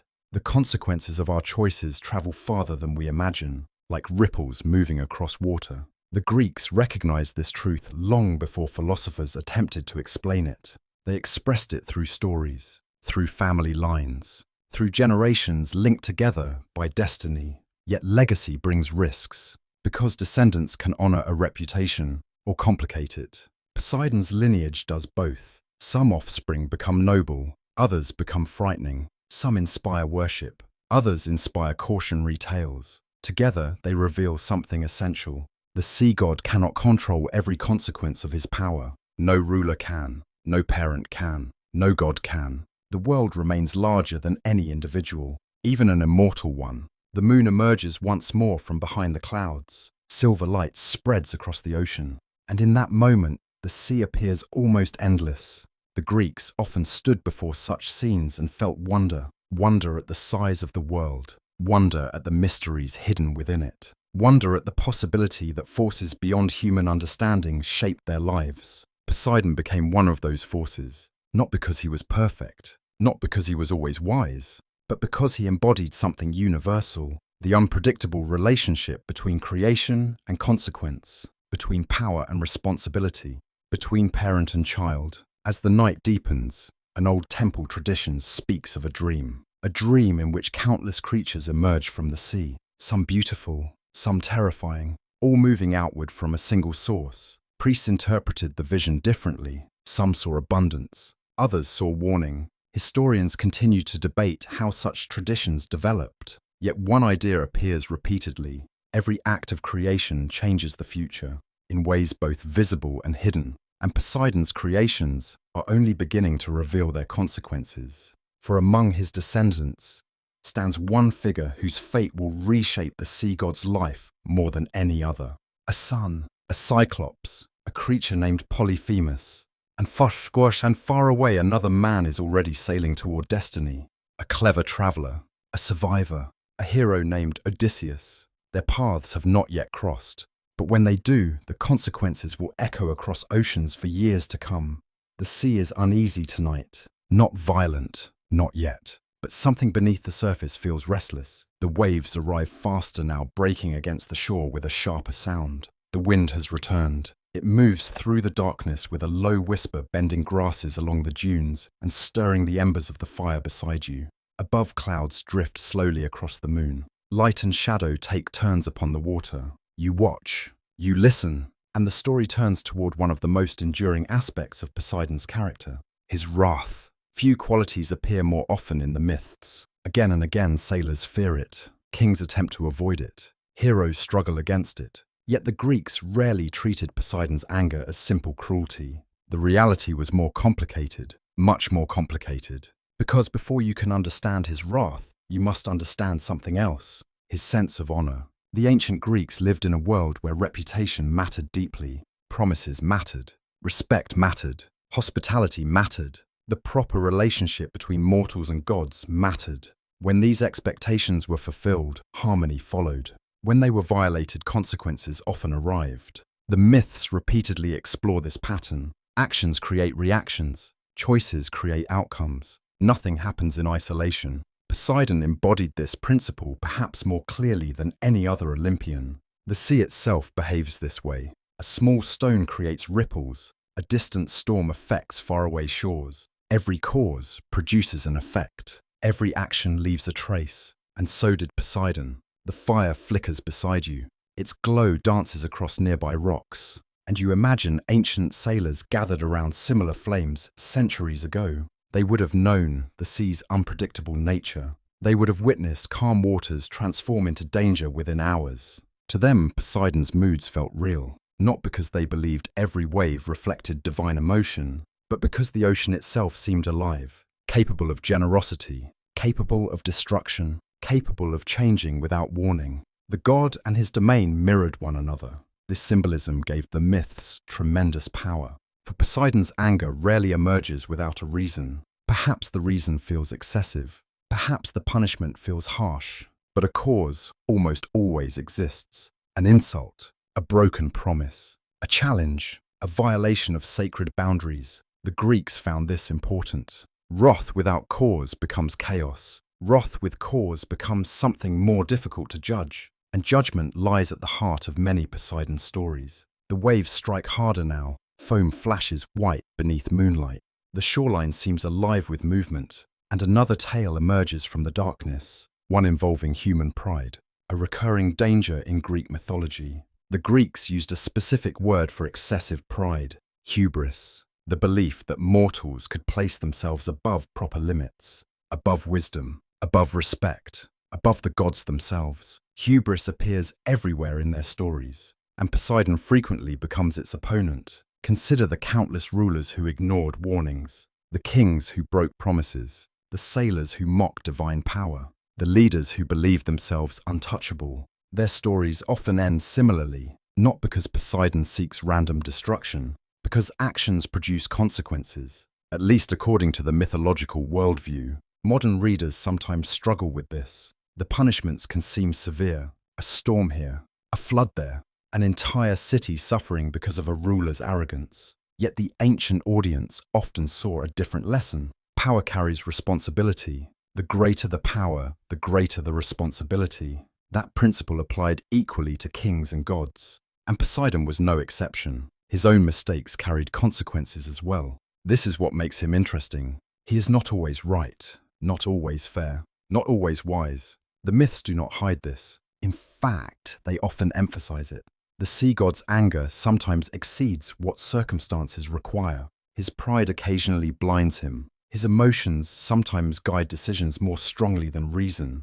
The Greeks understood that strength and weakness often emerge from the same source. Poseidon's passion makes him powerful. The same passion makes him vulnerable. You hear the wind moving through the darkness, a low sound, almost like distant voices, and perhaps it reminds you of another truth hidden beneath these stories. Anger is rarely about the present moment alone. Old wounds often shape current reactions. Poseidon's life contains many such wounds. The imprisonment imposed by Cronus, the contest lost to Athena, the betrayal of Laomedon, years of striving to prove himself. These experiences never completely disappear. Memory travels with him. Just as memory travels with people, the consequence chain continues. Ancient choices influence later actions. Past disappointments influence future judgments. Nothing exists separately. Everything connects. The Greeks returned to this idea repeatedly because they recognized it in their own lives. The sea breeze cools your skin.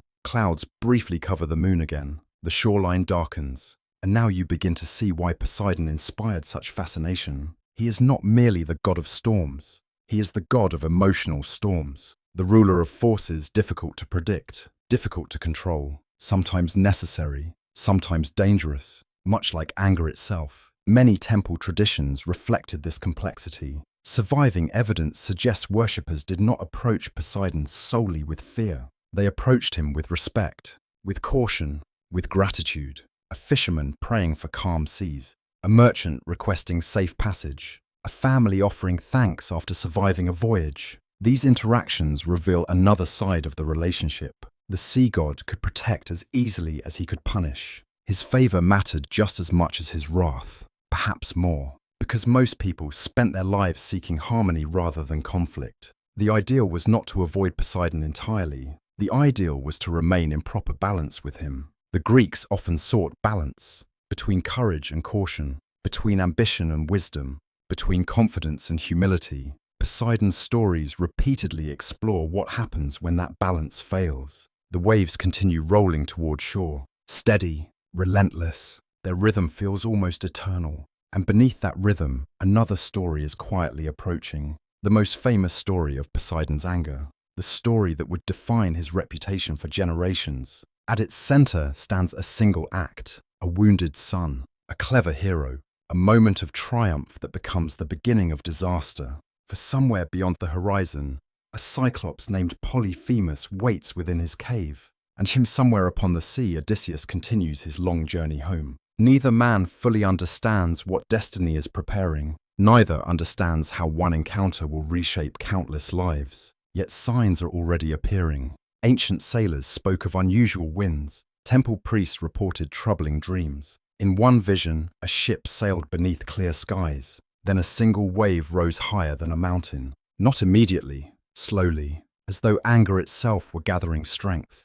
The meaning remained uncertain. But uncertainty often precedes revelation.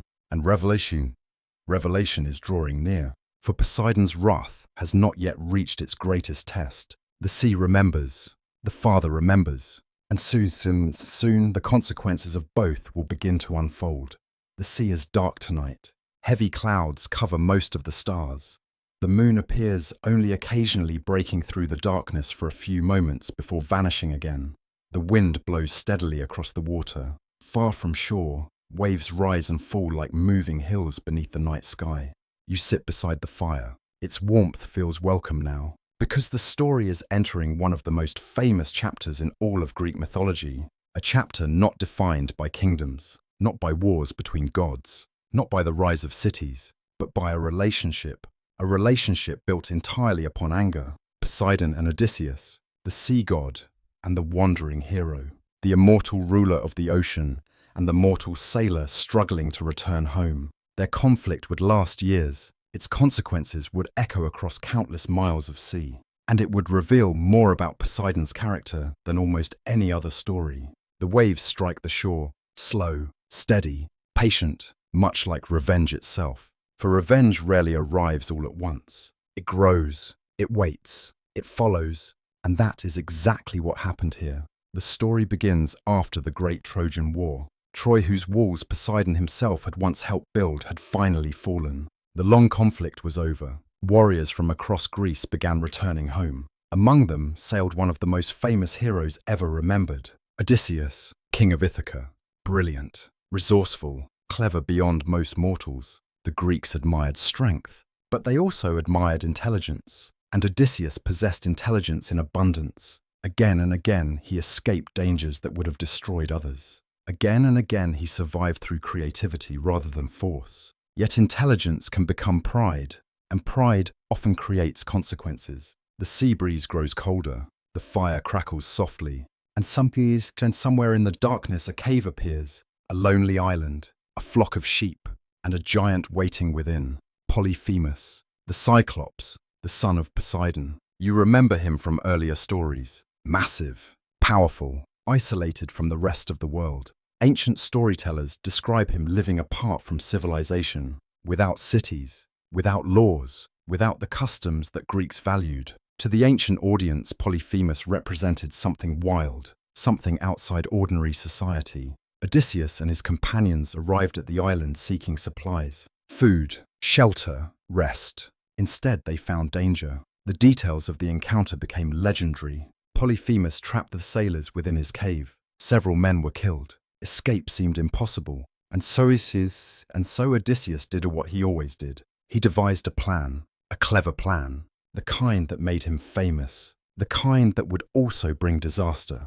The hero offered the Cyclops strong wine. Polyphemus drank deeply. Soon he became intoxicated. His vigilance weakened. Then came the attack. Odysseus and his men drove a sharpened stake into the giant's single eye. The Cyclops screamed. The cave echoed with agony. Darkness became his prison. The Greeks often celebrated this moment, the triumph of intelligence over brute force, the victory of cleverness against overwhelming odds. Yet mythology rarely ends with the immediate victory. The deeper story begins afterward, because actions create consequences. Always. The wind strengthens, clouds move across the moon, the sea seems to darken further, and now the most important moment arrives. As Odysseus escaped, Polyphemus called out desperately. He asked who had harmed him. Earlier, the hero had given a false name. Nobody. A brilliant deception. One final trick. One final protection. The plan worked perfectly, for a while,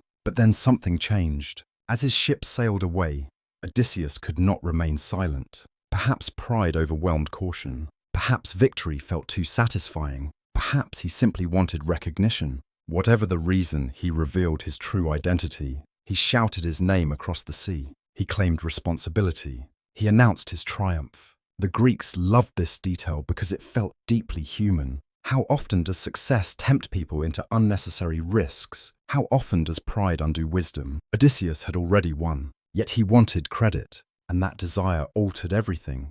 Polyphemus listened. The Cyclops now knew exactly who had blinded him. More importantly, he knew whom to blame. The giant raised his voice toward the heavens, toward his father, toward Poseidon, and he prayed.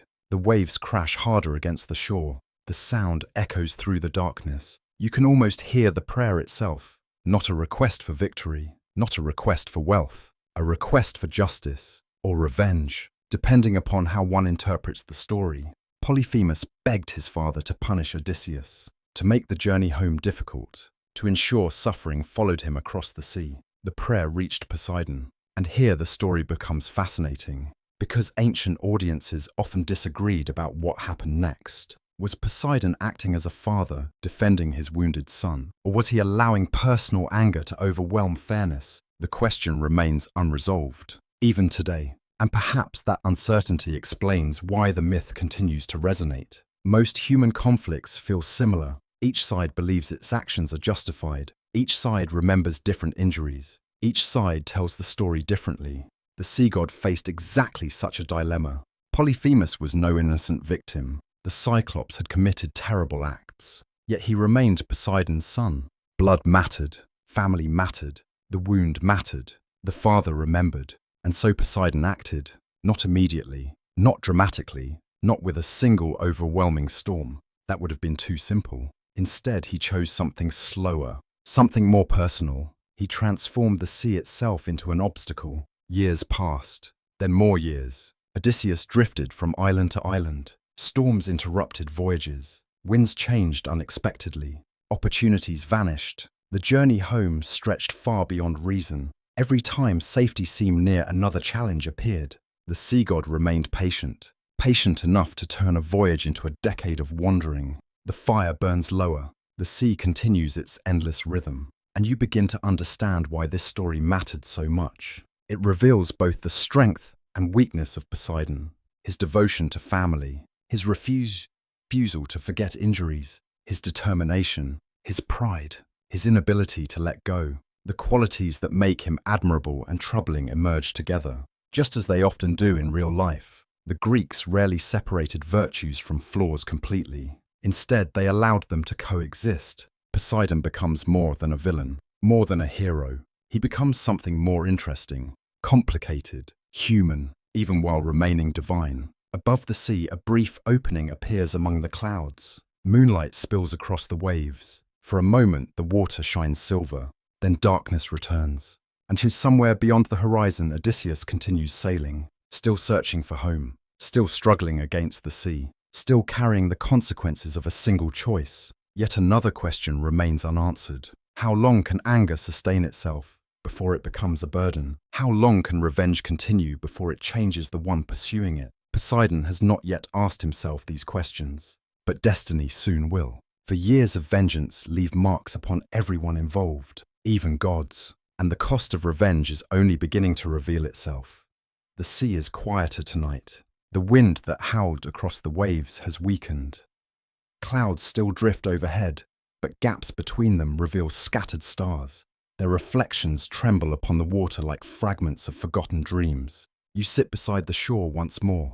The fire has become a bed of glowing embers. Their warmth is gentle, their light soft. And as the sea settles into a slower rhythm, so too does the story. For after years of anger, a question begins to emerge. A difficult question. A question that neither mortals nor gods can avoid forever. What does vengeance cost? The Greeks understood revenge intimately. Many of their greatest myths revolve around it. Families pursue it. Kings pursue it. Heroes pursue it. Gods pursue it. Yet the oldest storytellers rarely portrayed revenge as simple victory. The longer it lasted, the more complicated it became. And no story illustrates this better than the struggle between Poseidon and Odysseus. Years have passed. Many years. Odysseus continues wandering across the world. The sea remains his obstacle. Storms interrupt his path. Winds scatter his hopes. Every glimpse of home seems followed by another setback. Poseidon's power reaches into every corner of the journey. Yet time changes all things, even anger. The waves roll softly across the sand. You watch them come and go, and perhaps they remind you of emotions themselves. At first, anger arrives suddenly, like a crashing wave, powerful, overwhelming, impossible to ignore. But what happens afterward? What happens when days become years? When years become decades? Can the same fury survive unchanged? The myths never provide a direct answer. Instead, they offer hints, subtle signs, moments open to interpretation. And in those moments, a different side of Poseidon begins to appear. Not weaker, not gentler, more reflective. Because revenge demands energy. It demands attention. It demands memory. The sea god has spent years carrying the wound inflicted upon Polyphemus. Years remembering, years acting, years refusing to release the injury. Such persistence demonstrates loyalty. It also reveals burden. The Greeks often explored this tension. A virtue carried too far can become a problem. Courage becomes recklessness. Pride becomes arrogance. Justice becomes vengeance. The boundary is rarely obvious, and Poseidon now walks directly upon it. The moon emerges from behind a cloud. Silver light spreads across the water. For a moment, the sea appears peaceful, almost innocent. Yet beneath that calm surface lie immense currents moving unseen, much like the emotions shaping the sea god. Ancient audiences would have recognized this symbolism immediately. The visible world often hides deeper realities. Poseidon remains powerful, respected, feared. But inwardly, the long pursuit of revenge may be changing him. Some later traditions suggest exactly this, not openly, not as a central theme, only in subtle ways. A hesitation here, a moment of reflection there. The possibility that even immortals eventually question the paths they choose. Historians continue to debate how ancient listeners understood these stories. Perhaps some viewed Poseidon as entirely justified. Others may have seen warning signs. The ambiguity remains, and ambiguity gives mythology much of its enduring power. The fire beside you glows softly. The scent of wood smoke drifts through the cool air. And another image emerges from the ancient world. A sailor standing alone upon a ship, far from home, looking across endless water. The Greeks knew this feeling well. Travel by sea was essential. It was also dangerous. Every voyage carried uncertainty. Every horizon concealed possibilities. For many listeners, Odysseus represented that experience, not simply a hero. A traveler, a human being confronting forces larger than himself. And Poseidon represented one of those forces. The unpredictable challenges that arise without warning. The setbacks that appear when success seems near. The obstacles that test endurance. This symbolic layer deepened the story. The conflict became more than a personal feud. It became a reflection of life itself. The waves continue moving steadily toward shore, one after another, endlessly. And as you watch them, another thought arises. What about Amphitrite? What about Poseidon's kingdom? What about the countless responsibilities attached to his role? The myths often focus on dramatic conflicts. Yet rulers cannot spend all their time pursuing old grievances. The sea still requires governance. Sailors still require protection. The oceans still require order.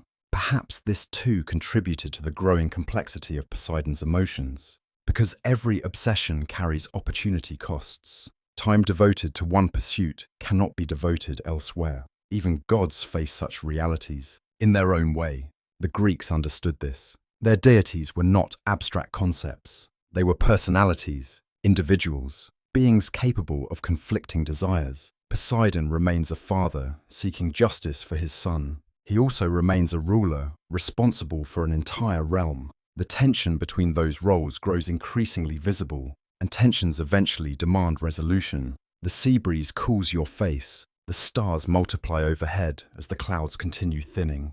The night feels calmer than before, almost contemplative. And perhaps that mood reflects the story itself. Because Odysseus is drawing closer to home, closer to Ithaca, closer to the end of his long wandering. The sea god's revenge cannot continue forever. Every journey reaches a destination eventually, even one delayed by divine power. Certain temple traditions preserve dreams from this period. In one vision, a trident stood upright within the sea. Waves crashed against it from every direction. At first, the trident remained unchanged. Then gradually the water polished its surface smooth. Some priests interpreted the dream as a symbol of endurance. Others saw transformation. Even the strongest objects are shaped by time. The meaning remained uncertain, as such meanings often do. Yet uncertainty itself becomes part of the lesson. The Greeks rarely offered simple conclusions. Life was too complicated for that. Poseidon's story is complicated too. His vengeance reveals devotion. It reveals pride.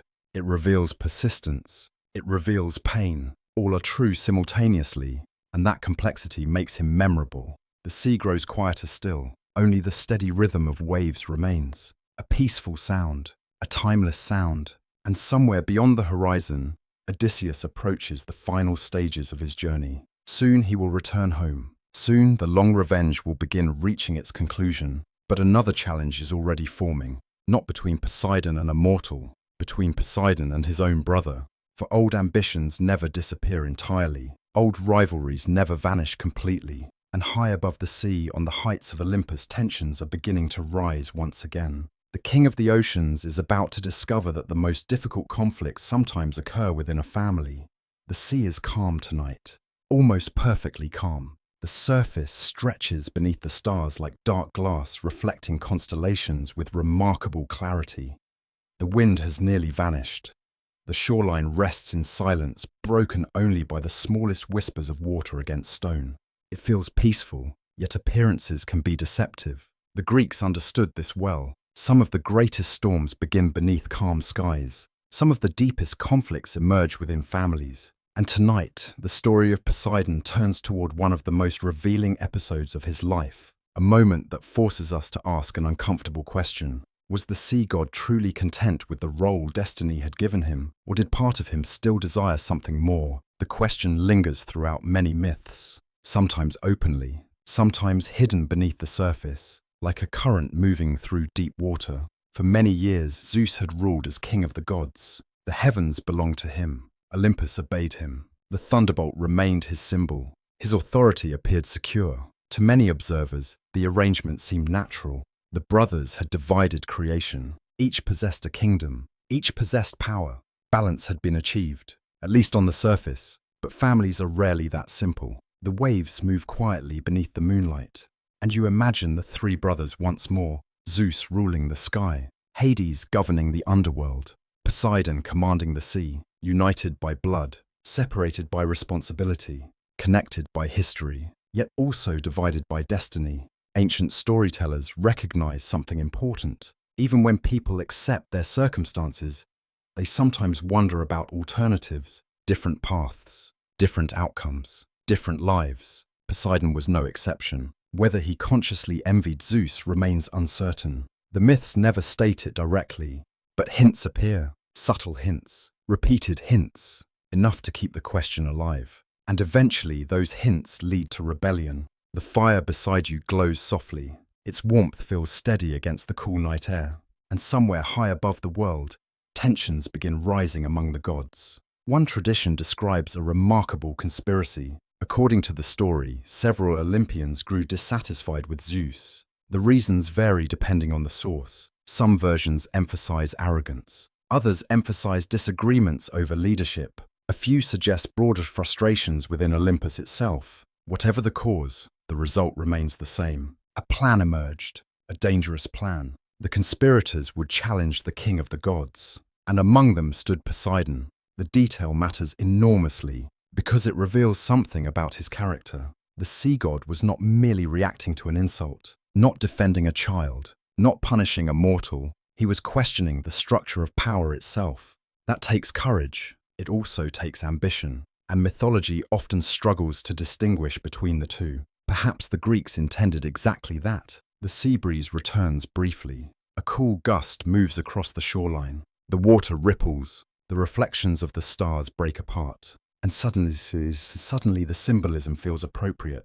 Even stable systems contain hidden tensions. Even calm surfaces conceal movement. The conspiracy against Zeus unfolded in secrecy. Certain traditions claim that the king of the gods was bound, captured, rendered temporarily powerless. The details differ dramatically from source to source. Historians continue debating how these stories evolved. Some scholars believe they preserve memories of older religious traditions. Others view them as explorations of political themes, power, authority, legitimacy, questions that every society eventually confronts. Whatever the deeper meaning, the myth presents a fascinating image. Poseidon standing against his brother, not as an enemy from another realm, not as a rival kingdom, as family. And family conflicts often cut deepest. The Greeks knew this better than most.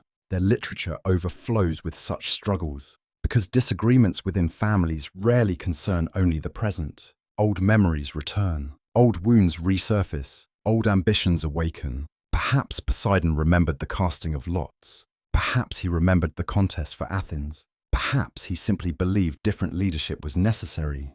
The myths leave room for all these possibilities. No single explanation dominates. And that uncertainty keeps the story alive. The sea remains calm, yet beneath its surface, powerful currents continue moving. just as powerful emotions continue moving within the sea god. For all his achievements, Poseidon remains recognizable, human in certain ways. Not mortal, not ordinary, but familiar. He seeks respect. He values loyalty. He remembers injuries. He questions authority. These qualities make him compelling. They also make him vulnerable, because ambition always carries risk. The rebellion ultimately fails. Zeus regains control. The king of Olympus remains king. Order returns. The challenge collapses. Ancient listeners would have expected no other outcome. The ruler of the heavens could not easily be displaced. Yet the failure itself reveals something important. Poseidon survives. His relationship with Zeus continues. The brothers do not become permanent enemies. This distinction matters because mythology often explores conflict without demanding complete destruction. People argue, families fracture, tensions emerge, yet relationships endure. The Greeks recognized this reality. Life rarely offers neat conclusions. Instead, it offers ongoing complexity. The same is true for Poseidon. The rebellion does not define him entirely. It simply reveals another layer, another aspect of his personality, another glimpse into the questions that shaped him. The moon climbs higher. Its reflection stretches across the sea like a road of silver light. And you begin to understand how far Poseidon has traveled. The child trapped by Cronus, the young warrior fighting titans, the ambitious ruler claiming his kingdom, the husband, the father, the avenger, the rebel. Each stage has added something new. Each stage has left a mark. Character grows through accumulation. The Greeks understood this. No single event explains a life. A life emerges from countless connected moments. The consequence chain continues, always. The contest with Athena influenced later pride. The betrayal at Troy influenced later anger. The wound suffered by Polyphemus influenced later vengeance. Everything connects. Nothing stands alone.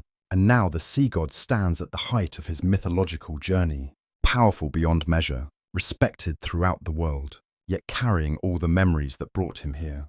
The waves move softly toward shore. The stars remain overhead. And another transition begins. For the great conflicts of Poseidon's life are slowly receding into the distance. The story is entering a different phase, a quieter phase, not less important, perhaps even more important, the phase of legacy. What remains after the battles? What influence survives after the storms? What does the world remember? These questions now await him. As the night deepens, an old dream appears in temple traditions. In the dream, 3 roads stretch outward from a mountain peak. One leads into the sky. One descends beneath the earth. One follows the sea toward the horizon. The roads never cross again, yet all originate from the same place. Some priests interpreted this as a vision of the 3 brothers. Others believed it symbolized destiny itself. The meaning remained uncertain, but uncertainty has accompanied Poseidon since the beginning, and it will accompany him to the end.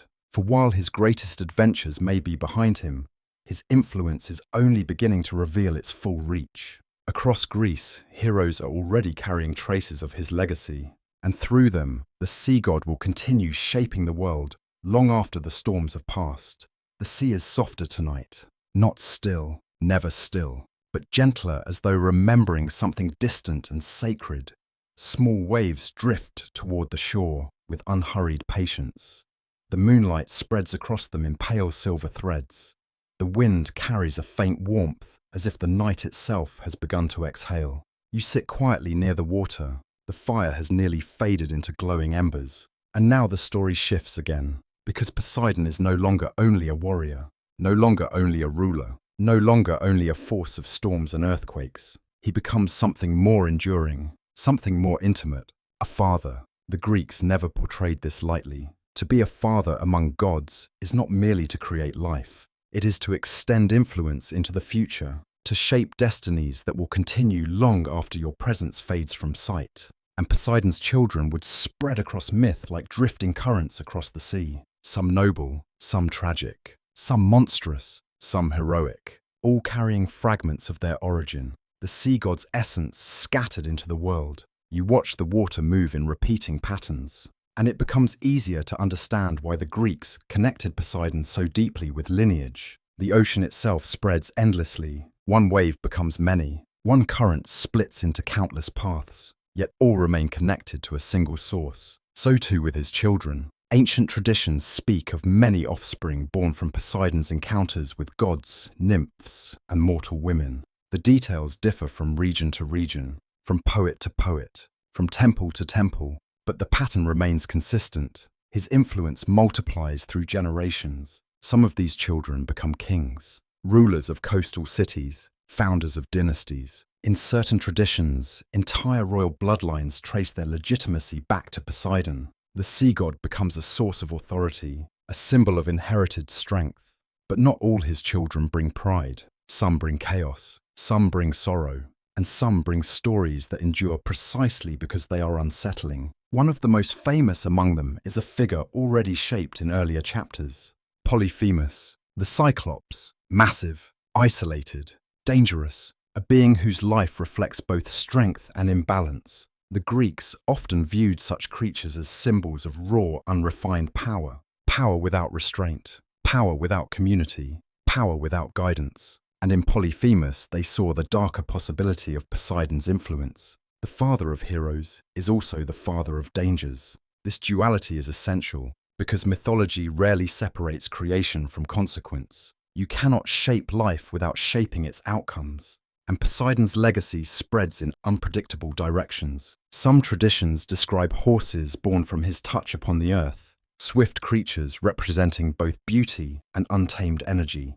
Others describe giants whose strength echoes the shifting force of tectonic land. Still others speak of sea-born spirits who guide or mislead sailors depending on circumstance. Each child becomes an expression of a different aspect of the sea god, not chosen, not controlled, but expressed. Like waves breaking in different directions from the same tide, the fire beside you flickers softly. A brief gust passes over the shoreline, and in the movement of air and water, the symbolism deepens.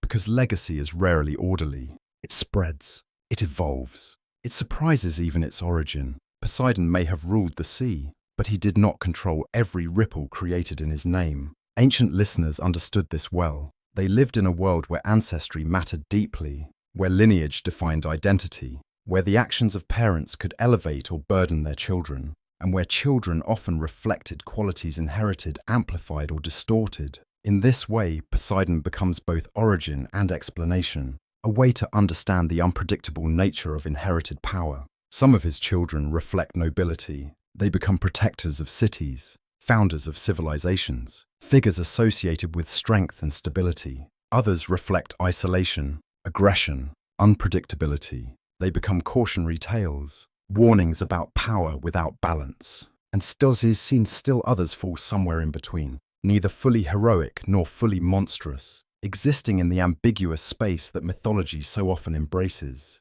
The sea itself behaves the same way. It is never only calm or only violent. It is both, always both. The moon drifts behind thin clouds, the shoreline grows slightly darker, and the story turns inward, because beneath all these descendants, another question remains. What kind of father is Poseidon? The myths never offer a single answer. Instead, they offer fragments, moments of pride, moments of anger, moments of distance, moments of connection. He is not absent, but neither is he fully present in the human sense. He operates on a scale beyond ordinary family life. His children often inhabit worlds shaped by their own destinies. Their paths diverge quickly, like streams flowing away from a central river. Yet the connection remains, even when unseen, even when unspoken. The Greeks often imagined divine parenthood as something broader than human relationships, less personal, more elemental. Poseidon does not simply raise children. He releases forces into the world. Some become heroes, some become dangers, some become stories that echo for centuries,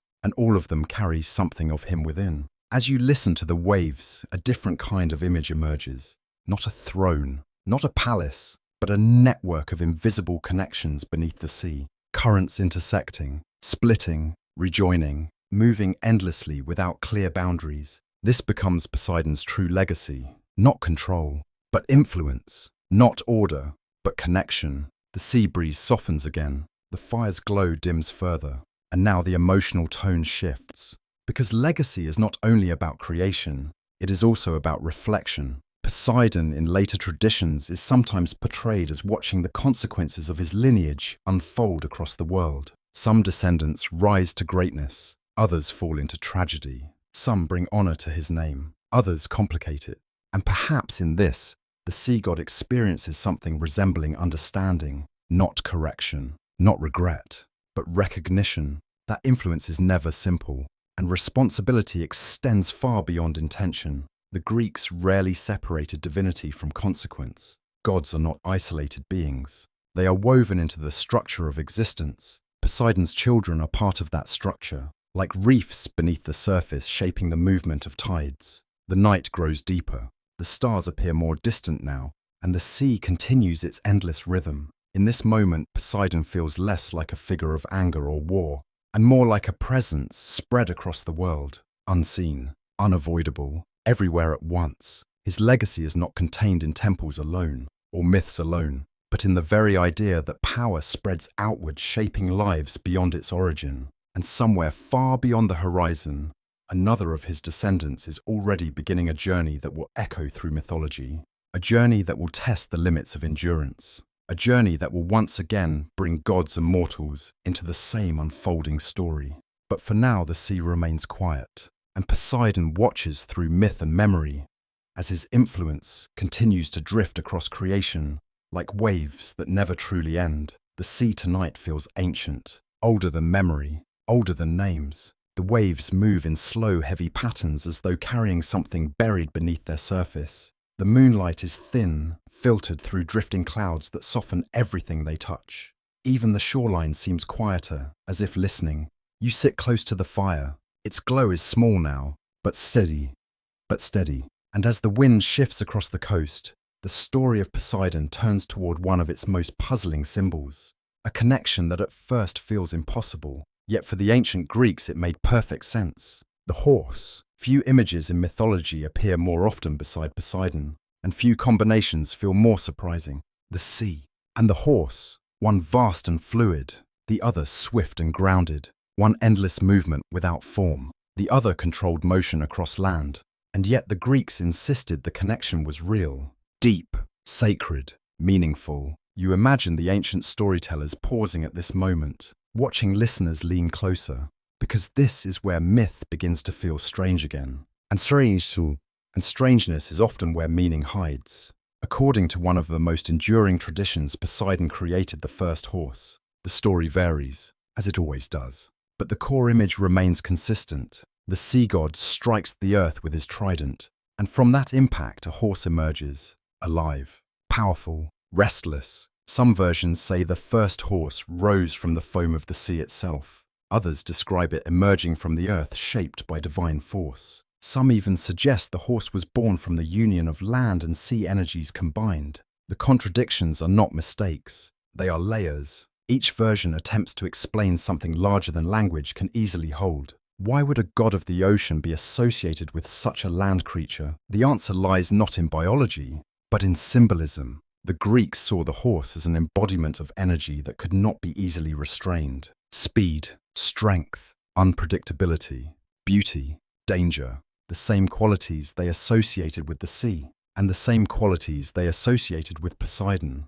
The wind moves gently across the shore, and in that movement, the symbolism feels almost natural, because both sea and horse share something deeper, a refusal to be fully controlled, a tension between freedom and direction, a force that demands respect rather than submission. Ancient evidence suggests that early Greek communities may have worshipped horses long before fully forming Olympian mythology. Some researchers believe Poseidon absorbed older local deities connected to water fertility and animal strength.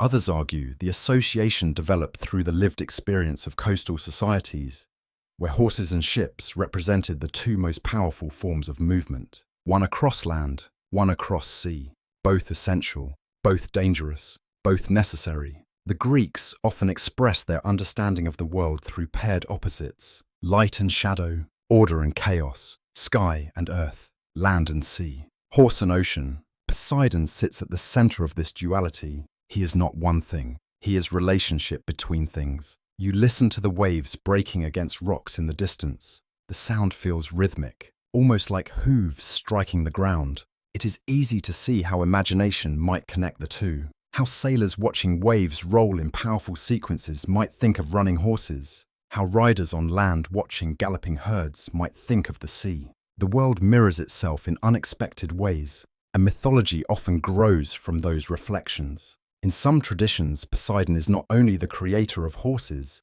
he is also their master. Horses pulled chariots dedicated to him. Races were held in his honor. Certain coastal sanctuaries associated him with equestrian festivals. The bond between sea and horse became ritualized, celebrated, and deeply embedded in cultural memory. Yet even this connection carries complexity, because horses like the sea can be both controlled and uncontrollable. A trained horse obeys commands. A frightened horse becomes dangerous. A wild sea can carry a ship. A storm can destroy it. Poseidon represents both possibilities. The Greeks rarely separated admiration from fear. They experienced both simultaneously. The fire beside you flickers slightly as a gust passes through. The flames bend but do not break, and you imagine ancient travelers interpreting such movements as signs, omens, messages, whispers from divine forces embedded within nature. The horse becomes one of Poseidon's most enduring symbols because it captures this tension perfectly. Civilization and wilderness, control and freedom, grace and violence, all existing within the same creature. Some ancient stories even suggest Poseidon transformed into a horse in certain myths, not to escape, but to interact with the world in another form. Shape-shifting appears frequently in Greek mythology. It reflects the fluid boundaries between identities, between God and nature, between symbol and reality, between story and meaning. The sea breeze cools your face, and for a moment, it feels as though the shoreline itself is breathing. Ancient poets often described Poseidon as present in every wave and every storm, not physically, but symbolically, as an essence rather than a form. This idea becomes even clearer when considering his association with horses. Every gallop echoes movement across land. Every wave echoes movement across water. Both express momentum, both express life, both express force in motion. The Greeks did not see these as separate categories. They saw them as reflections of a deeper unity. Even today, scholars continue to debate how these associations formed. Some argue for religious syncretism, others for environmental observation, others for poetic imagination, but all agree on one point: the connection is not arbitrary, it is meaningful, and meaning is what allows myth to endure. The night grows quieter, the waves soften again, and now the story begins to shift inward. Because symbols are not only external, they also reflect character. Poseidon is not only associated with horses, he shares their nature: restless, powerful, unpredictable, capable of great beauty and great destruction. The Greeks often described gods in terms of natural forces, not as abstract beings, but as living expressions of the world itself. Poseidon becomes the sea becomes Poseidon, and horses become this bridge between land and ocean, a living reminder that boundaries are never absolute, only transitions.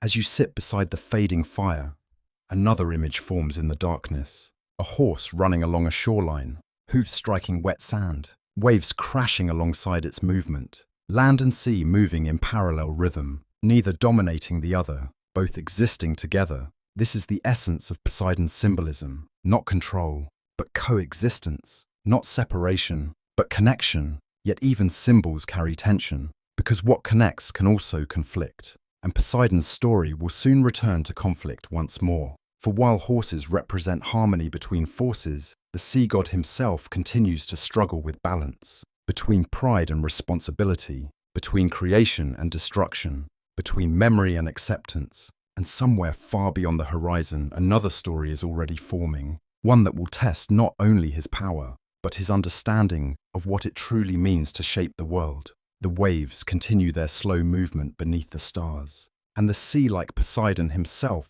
remains full of meanings that are never fully settled. Only ever unfolding, the sea tonight feels sacred, not loud, not violent, just present. The waves move in long, steady breaths, beneath a sky washed clean of clouds. Moonlight spreads across the water in a wide, trembling path. Every ripple seems to carry reflection, as if the ocean is remembering something older than time. You sit near the shoreline. The fire has almost disappeared now. Only faint embers remain. And in this quiet space, the story of Poseidon turns toward how he was remembered, not as a warrior, not as a rival, but as a presence woven into the everyday lives of ancient people. Because gods in Greek thought were never distant abstractions. They lived close to the world, close to the sea, close to fear, close to hope. And nowhere was Poseidon felt more strongly than along the edges of land, where civilization meets the ocean's vast unknown. Harbors, cliffs, peninsulas, and rocky shorelines where ships disappeared into the horizon and sometimes never returned. These were his places, his thresholds. His temples often stood there, where land ended and uncertainty began. You can almost imagine them, white stone structures rising above dark water, columns catching the first light of dawn, waves crashing far below, as offerings are carried upward in smoke. One of the most famous sanctuaries dedicated to Poseidon stood at Cape Sunion. Even in ruins today, it still overlooks the sea with quiet authority. Ancient travelers would have seen it from afar, a marker of divine presence, a reminder that no voyage was ever truly without risk. The Greeks built temples for many gods, but Poseidon's sanctuaries often had a different feeling, less enclosed, more exposed, open to wind, open to storms, open to the unpredictable force they honored. The architecture itself reflected his nature, strong, enduring, but never completely sheltered. You listen to the waves outside your imagination, and it becomes easy to understand why sailors depended so deeply on him. For them, the sea was not a background. It was their road, their livelihood, their danger, their promise. Before every journey, prayers would be offered, small rituals performed, oil poured into the water, voices carried across harbors asking for safe passage, not because Poseidon was always merciful, but because he was always present. Ancient evidence suggests these rituals varied widely across regions. Some communities emphasized calm seas, others emphasized protection from storms. Some focused on gratitude after survival. Historians continue to debate how unified these practices truly were, but the emotional pattern remains consistent. Humans negotiating with uncertainty, through ritual, through story, through belief, and always through Poseidon. The sea breeze returns softly, the firelight flickers against nearby stones, and now the story turns to something deeper, not just worship, but relationship, because Poseidon was not only feared, he was also trusted.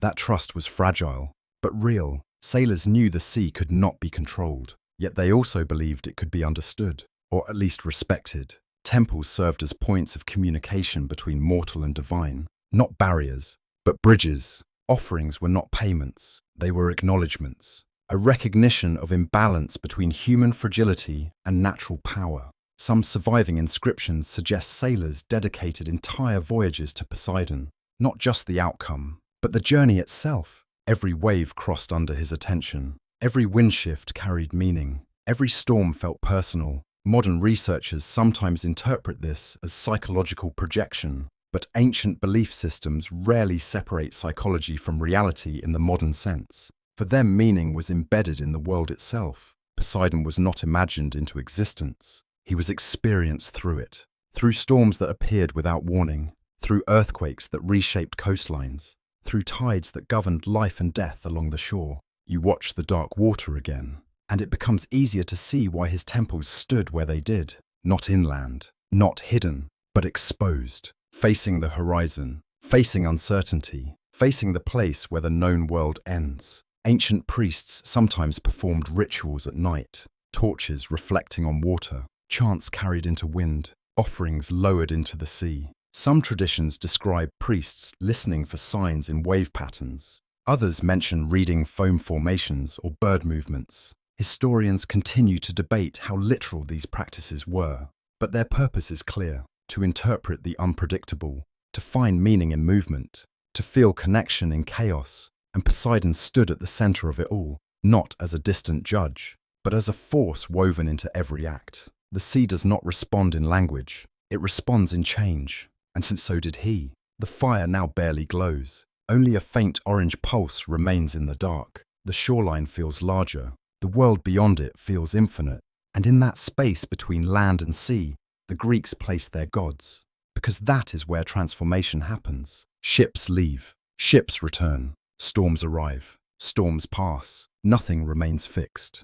Poseidon's temples mirror this reality. They stand firm against erosion, but always in dialogues with it. Over centuries, wind and salt slowly reshape their edges. Even stone yields to the sea in time. This too became symbolic. No structure is permanent, not even devotion. Yet devotion persists anyway. That is what makes it meaningful. The Greeks understood this paradox well. They did not worship Poseidon because he was predictable. They worshipped him because he was not, because life itself was not, and because survival required acknowledgement of forces beyond control. As you listen, another layer of meaning emerges. Temples are not only places of worship, they are places of memory. Every offering remembers a voyage. Every prayer remembers a storm survived. Every dedication remembers a moment when death was close. Poseidon becomes the keeper of those memories, not in a gentle sense, but in a vast one, a storage of human experience carried through water and time. The sea holds everything eventually, and so does he. The night grows deeper now. Stars return in full number above the horizon, and the ocean continues speaking in its quiet language. Wave after wave, breath after breath, endless repetition, endless change. And somewhere within that rhythm lies the presence of Poseidon, not confined to temples alone, but extended through every coastline, every harbour, every voyage that ever left land behind. His legacy is not only myth, it is geography, it is movement, it is the boundary where safety meets uncertainty. And as the final embers fade beside you, the sea remains, watching, waiting, remembering, as it always has.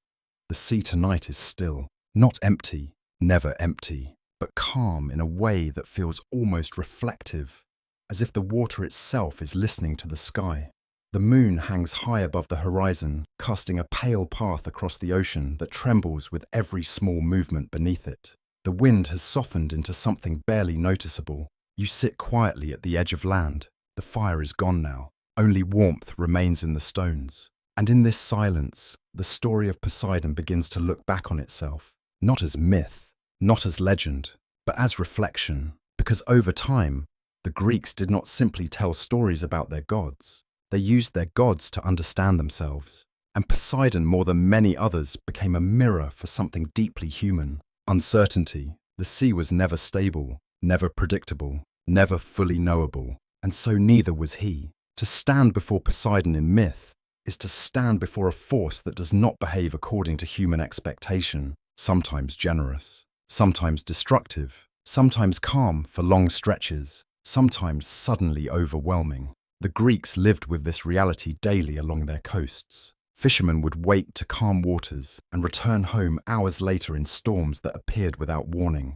Entire livelihoods depended on something that could not be controlled, only respected. And in that experience, Poseidon became more than a god. He became a way of naming uncertainty itself. Ancient storytellers rarely separated emotion from nature. Storms were not just weather. They were expressions. Earthquakes were not just geology. They were messages. The sea was not just water. It was presence. And Poseidon was that presence given identity. You watch the slow movement of waves against the shore, and it becomes easier to understand why his personality and myth feels so layered. He is not consistent in the way later traditions might expect from divine beings. He shifts, he reacts, he remembers, he responds. In some stories, he acts with overwhelming force. In others, he shows restraint. In still others, he appears almost distant. Historians continue to debate whether this reflects the merging of older local sea deities into one figure, or whether it reflects something deeper about how ancient Greeks understood power itself. Perhaps both are true. The sea breeze returns faintly, carrying salt, carrying distance, carrying memory. And memory is central to Poseidon's character, because unlike gods who embody abstract ideas, Poseidon embodies lived experience. He is not removed from the world. He is within it. Every storm leaves a trace. Every earthquake reshapes land. Every voyage carries his influence. Even silence at sea can feel like his decision. The Greeks did not always portray him as benevolent, but they did portray him as present.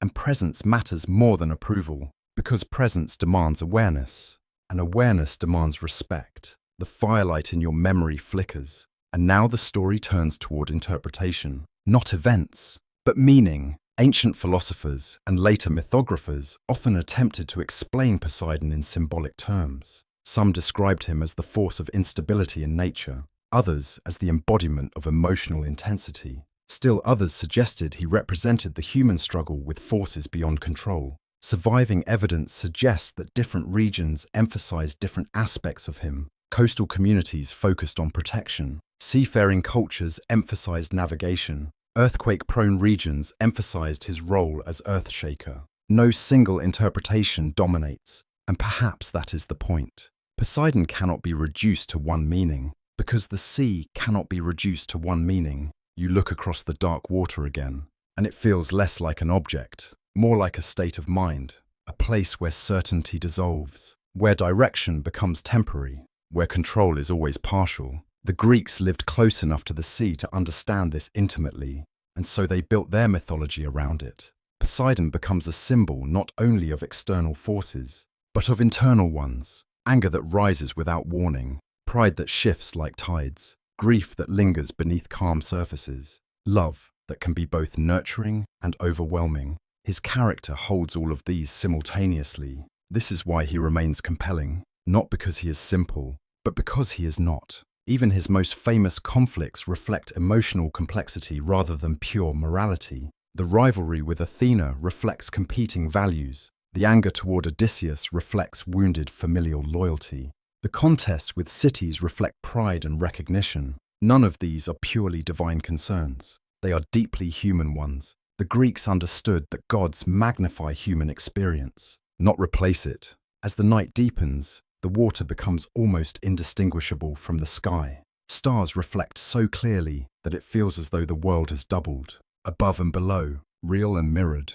And Poseidon exists somewhere between those reflections. Neither fully sky nor fully earth, neither fully order nor fully chaos. He is transition. He is movement. He is change itself. Some ancient thinkers suggested that gods were not separate beings at all, but ways of describing natural forces. Others believed they were real entities interacting with the world. The myths never resolve this tension. They allow both possibilities to coexist, which is perhaps why they endure. Because certainty closes meaning, uncertainty preserves it. The waves continue their slow rhythm, and you begin to notice how often Poseidon's stories involve thresholds, shorelines, harbors, bridges between land and sea, moments where one state becomes another.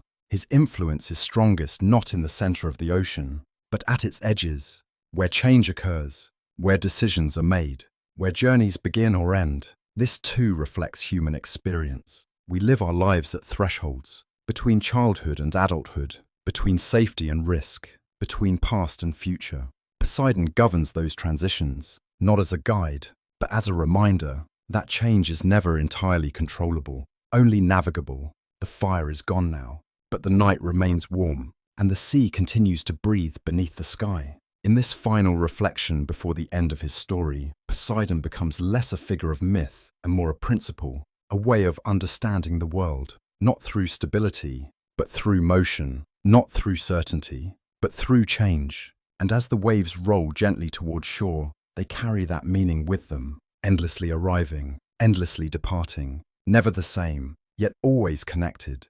The sea is almost silent tonight, not because it has stopped moving, but because it has become so steady, so familiar that its sound feels like part of the night itself. The waves arrive in long, unhurried breaths. The moon hangs low above the horizon, its light stretched thin across the water like a final memory. You sit at the edge of the shore. There is no fire now, only darkness, only water, only the soft, endless rhythm of the sea. And in this quiet place, Poseidon's story reaches its final movement. Not an ending, not a conclusion, but a fading into something larger than story. Because gods in the world of myth do not disappear. They transform into meaning. Poseidon began as a child swallowed by fear, a life hidden beneath darkness, beneath prophecy, beneath the uncertainty of another's power. He became a survivor of divine violence, then a warrior in a war that reshaped creation, then a brother dividing the cosmos, then a ruler of the sea, then a husband, a father, a builder, a destroyer, a rival, a presence woven into every wave that touches land. And now at the end of his journey through story, he becomes something quieter, something more enduring, memory. The Greeks never imagined their gods as distant abstractions floating beyond reality. They imagined them as forces that lived within reality itself. And Poseidon was never confined to temples or myths alone. He lived wherever water met land, wherever uncertainty touched human life, wherever change could not be controlled. You watch the dark horizon, and it feels endless, not empty, endless. That distinction matters, because Poseidon was never absence. He was presence without boundaries, a presence that could not be contained by a single form or a single story. Across ancient Greece, his name carried many meanings. To sailors, he was survival. To fishermen, he was livelihood. To coastal cities, he was both protector and threat. To poets, he was imagination. To philosophers, he was uncertainty given shape. And to myth itself, he was movement. Always movement. The sea has no final form. It changes with wind, with depth, with time. So too does Poseidon. Even in his most famous stories, he is never static. He responds, he reacts, he remembers, he transforms. And perhaps that is why his story never feels finished, because the sea itself is never finished. Ancient traditions preserve countless interpretations of him. Some emphasize his wrath, some his creation, some his rivalry with Zeus, some his connection to horses and earthquakes, some his role as father of heroes and monsters. No single image is complete. They all overlap, like waves crossing one another beneath the surface. Even ancient scholars noted this complexity. Surviving evidence suggests that worship of Poseidon varied dramatically between regions. Coastal communities saw him as essential. Inland communities often saw him as distant. Seafaring cultures revered him intensely. Others feared him more than they worshipped him. Yet across all variations, one idea remains constant. He could not be ignored, because the sea could not be ignored. The wind shifts gently now, barely noticeable, but enough to ripple the surface of the water. And in that movement, something ancient returns, the sense that Poseidon is not gone, only unseen. The Greeks often said that gods live in the spaces between certainty, in storms that arrive without warning, in earthquakes that break silence, in waves that erase footprints from sand, but also in calm water, in reflection, in the quiet moments where the world feels larger than understanding. Poseidon exists in all of it, not as a figure standing apart from nature, but as nature experienced through story, as meaning given to motion, as emotion given to force, as uncertainty given identity. You listen to the sea one last time, and it feels like breathing, slow, endless, patient, the same rhythm that has existed long before names were given to it, long before temples were built, long before stories were told, and long after they are forgotten. Poseidon in this final reflection is no longer only a god of Greek imagination. He becomes something more universal, the reminder that not everything can be controlled, not everything can be predicted, not everything can be understood. Some things can only be lived alongside. The sea continues moving beneath the stars, and the stars continue reflecting upon it. Above, below, two endless spaces mirroring one another. And between them the world exists, fragile, beautiful, uncertain, just as Poseidon's story has always been. As the final wave reaches the shore and fades into the sand, there is no final answer. Only continuation, only rhythm, only return. And somewhere in that eternal movement beyond myth and memory, the sea god remains. Not as a ruler, not as a warrior, but as the everlasting sound of the waves, calling, falling, returning, again and again and again.